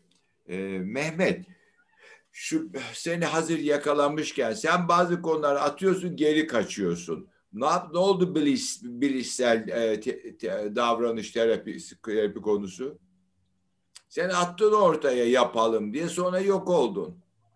Yazıyorum, cevap vermiyorsun. Yok olmadım. Almıyorum gerçekten. Alsam cevap vermez miyim abi ya? Ama nasıl alacaksın? Ama işte sen o noktada şey yaptın. Müsaade et 2 dakika hemen açıklayayım. Çünkü birazdan ben bir başka toplantıya, hatta cinsele katılacağım. Keşke siz de alabilsem. Nereye katılacaksın? Bizim uluslararası cinsel kongresi var. Ondan sonra orada ben şimdi konuşmacıyım. Yarım saat sonra orada 7.30'da, ondan korkuyordum. 7.30'a inşallah uzamaz diyordum ama yapmaya çalıştım. Şimdi bu şeyde ben her zaman varım ama burada bir case bulmak çok zor. Hatırlarsan şunu konuşmuştuk. Birinin case olarak çıkması, yani bol bol laf üretme değil. Burada da söyledim ya. Konuşmayla insan hayatları değişmiyor. Aksiyon. Oraya çıkacak bir volunteer bulmadan evvel, hatta bana kalsa real bir volunteer bulurum. Yani gerçek problemi olan, fobisi olan, OKB'si olan çıksın. Pardon. Gerçi bir anlamadım. Ben bugün çaktırmamaya çalıştım. Bu Zekeriya Köy'de 2 gün, dün, bugün, hatta yarın da internet servis bakım var. Çok zorlanıyorum ama bir daha söyler misin? Nasıl bir şey kobay arıyorum? Hani şöyle konuşmuştuk ya, yani birisi volunteer olarak, gerçek role play değil ama. Tamam. Gerçekten bir problemini getirir. Hatta bir çift gelsin buraya. Karı koca. Problemi olan bir çift. Hiç fark etmez. Yani hep insanlar role play yapıyor ya. Gerçekten kendileri olsa. Çünkü hepimizin, ailemizin içinde sorunları var. Ama buraya hangi konuda? Yani bu bilişsel... Hiç fark etmez. Bilişsel terapiler çok geniş bir spektrum. Kaygı bozuklukları olur. Fobi, obsesyon, panik, travma ya da çift terapiler olabilir. Yani doğrudan çıkıp hani atıyorum iletişim problemi var. Atıyorum problem çözme belirtileri var. Yani problem çözme sorunları var. Yani benim alanım CBT dediğimiz alan, yani biraz evvel adını söylediğin alan çok geniş bir alanı cover ediyor. Yani belli bir konuya spesifik değil. Mesela Metin daha çok behavior terapiyle ilgili. Bizimki cognitive behavior terapi. Her iki, hatta biz evidence based diyoruz. Yani bizde öyle seçicilik yok. Hani bir alkol madde bağımlısını almayalım buraya, o çok stigmatize olur. Ama mesela biraz önden bilgi verip, ben nedir bu cognitive behavior terapi, bir 10 dakikalık bilgi, ardından buraya çıkacak 2 kişi ya karı kocaya oynayacaklar Ya fobisi olan birini ya OKB'si. Ben de o sırada onlara ne yapacağını öğreteceğim. Çok live bir şey. Televizyonda biz bunu yapamıyoruz. Niye? Etik değil. Ama burada yapabiliriz belki. Burs'ta kalacak. Biz yaptık bunu. Mesela bir Covid de vardı. Ne deniyor? Oksijene bağlı yoğun bakım hayatta. Abisi öldü, o kendi kurtardı. İkisi de birden. Bir de o tanırsın, o da Tarsuslu. Ahmet Hamdi Demirel. Tabii tanıyorum. İyi tanıyorum. 3,5 yaşta çocuğu ölmüş falan onlar. Şimdi bunlar şöyle yaptık. Bak şöyle yapalım. Yani bu böyle sana şikayeti de yol almak için. Ama bak zorlanıyorsan boş ver. Abi ben zorlanmam. Yeter ki bugünkü şeyde ben bu ara çok yoğun biliyorsun bir. İki, bir tek şey söyleyeceğim. Ondan sonra top sende. İkincisi bu bahsettiğin Covid'liği getirirsen lafı olmaz da psychological problem'ı getirdiğin zaman bu boktan bir anlayış var burada maalesef. Yani genel tıpta var bu anlayış. Tabii belki bilmiyorsun bunu. Yani biz kolaylıkla Covid'liği buraya çıkarabiliriz. Ama psychological birini çıkardığın anda bir kısım insan çok konservatif olduğu için buna non-ethical diyor. Dolayısıyla ben bunu yapamıyorum. Yoksa ben televizyonda her gün anlatıyorum. Yani televizyonlarda. Ben istiyorum ki televizyonda anlatmayayım ben artık. Ben çıkayım orada göreyim herkesi. Hasta diyor ki ya ben kendimi göstermekten çekinmiyorum. Benim gibi binlerce obsesyonu olan, binlerce fobisi olan insan var. Herkese yardımcı olmak, çıkmaya hazırım diyor. Bizim profesyoneller çok konservatif olduğu için psikiyatrik hastalıklar diğer hastalıklar gibi değildir diyor. Ondan sonra kalkıyor tedavisine gelince ya da duyurusuna gelince psikiyatrik hastalıklar da diğer hastalıklar gibidir. Niye stigmatize ediyorsunuz ki diyor. Böyle bir double anlayış var, anlatabiliyor muyum? Peki problem bak var. Mehmet bir dakika. Mehmet bunun olurunu konuşalım. Şimdi Mehmet'in Başoğlu'yla çok güzel gösterdi. Onunla da çok zor oldu başta toparlanmam. Sen de en baş kısmına vardı biliyorsun. Şimdi şöyle o bir çok net o ikisi de gerçekten travma geçirmiş kişilerdi. Ve uzatılmış yas hatta bir tanesi. Şimdi o bir form vardı veya hazırladı. İlgililer samimiyetlerine samimiyetimize güvenenler, kendilerine güvenenler bunu doldurdu. Mehmet bunları değerlendirdi. Bir iki eksik soru varsa onlara bir iki daha soru sordu. Sonra biz bu iki tane case'i ortaya taşıdık. Yani ekranda gözüktüler mi? Yüz yüze görüşler, yüz yüze cevap verdiler. Bayağı açık cevap ver. Mehmet sen oradaydın herhalde değil mi? Evet. Yani bayağı açık. Sen bir yorum yap. Nasıl açık olup olmadıklarını belki ben abartıyorum. Her soruyu da çok açık açık cevapladılar. Evet, çok güzel. Bizden olmalarıydı. Herhalde bizdendiler değil mi? Yani Tarsus kökenli ya da Talas kökenli kişiler. Talas Tarsus evet. Fakat orada katılımda herkes vardı bugünkü gibi. Artık bugünkünün bu ortamın Talas Tarsus şeyi kalmadı. Çok azınlıkta. Tamam Şimdi, abi. Bak şöyle yaparlar. Biri çıkarsa ben senin söylediğini anladım. Ben memnuniyetle görürüm. Ya ben bir mahsur görmüyorum. Bizim aramızda kalacak. Ama televizyonda yapamıyoruz bunu. Ama burada yapmamıza kimse karışmaz. Biz kendi kendimize yapıyoruz. Asla karışmaz. Ama bana o zaman bak şimdi bana bir yazı yaz ki o yazıyı ben ileteyim ortama. Aynı öbüründe de böyle oldu. Ondan sonra tarihi daha unut. Tarihini boş ver. Sonra konuşuruz. Evet. Yani seni sıkıştırmayayım. Bunu mesela Lgbti'ye de başlarken değil mi? 2 ay falan geçti buna başlarken. Tabii. O da böyle oturuyor bazı konular. Daha zor oturuyor. Şimdi şu anarşizm yapacağız. Mesela haftaya şey var. Çok net ilha kesici var. Politika çok net. Hiç lamıcımı yok. Ama ondan sonra anarşizm var. O da epeydir uğraştırıyor beni. Şimdi bu da uğraştırabilir. Önemli değil. Ama sen bana bir yazı yaz. Ben o yazıyı ortama paylaşacağım. Okay. Ve de kobay yani vaka, case, kobay, hasta veya o ortada soruları samimiyete cevaplandırmak isteyen aynı şeyde oldu. Ayurveda'da başta zorlanan 4-5 tane kobay çıktı. Dilini gösterdi, bilmem nesini anlattı, özel hayatını anlattı filan. Tamam. Şimdi bir tanesi Cerrahoğlu, Ali'nin kızı mıydı o Mehmet, hatırlıyor musun? Evet. Ali'nin kızı mesela bir tane bir kobay oydu. Bir kobay bir profesördü 2 hafta sonra ve fitoterapiyi anlatacak. Yani yaz böyle bir şey. Yazı yaz bana.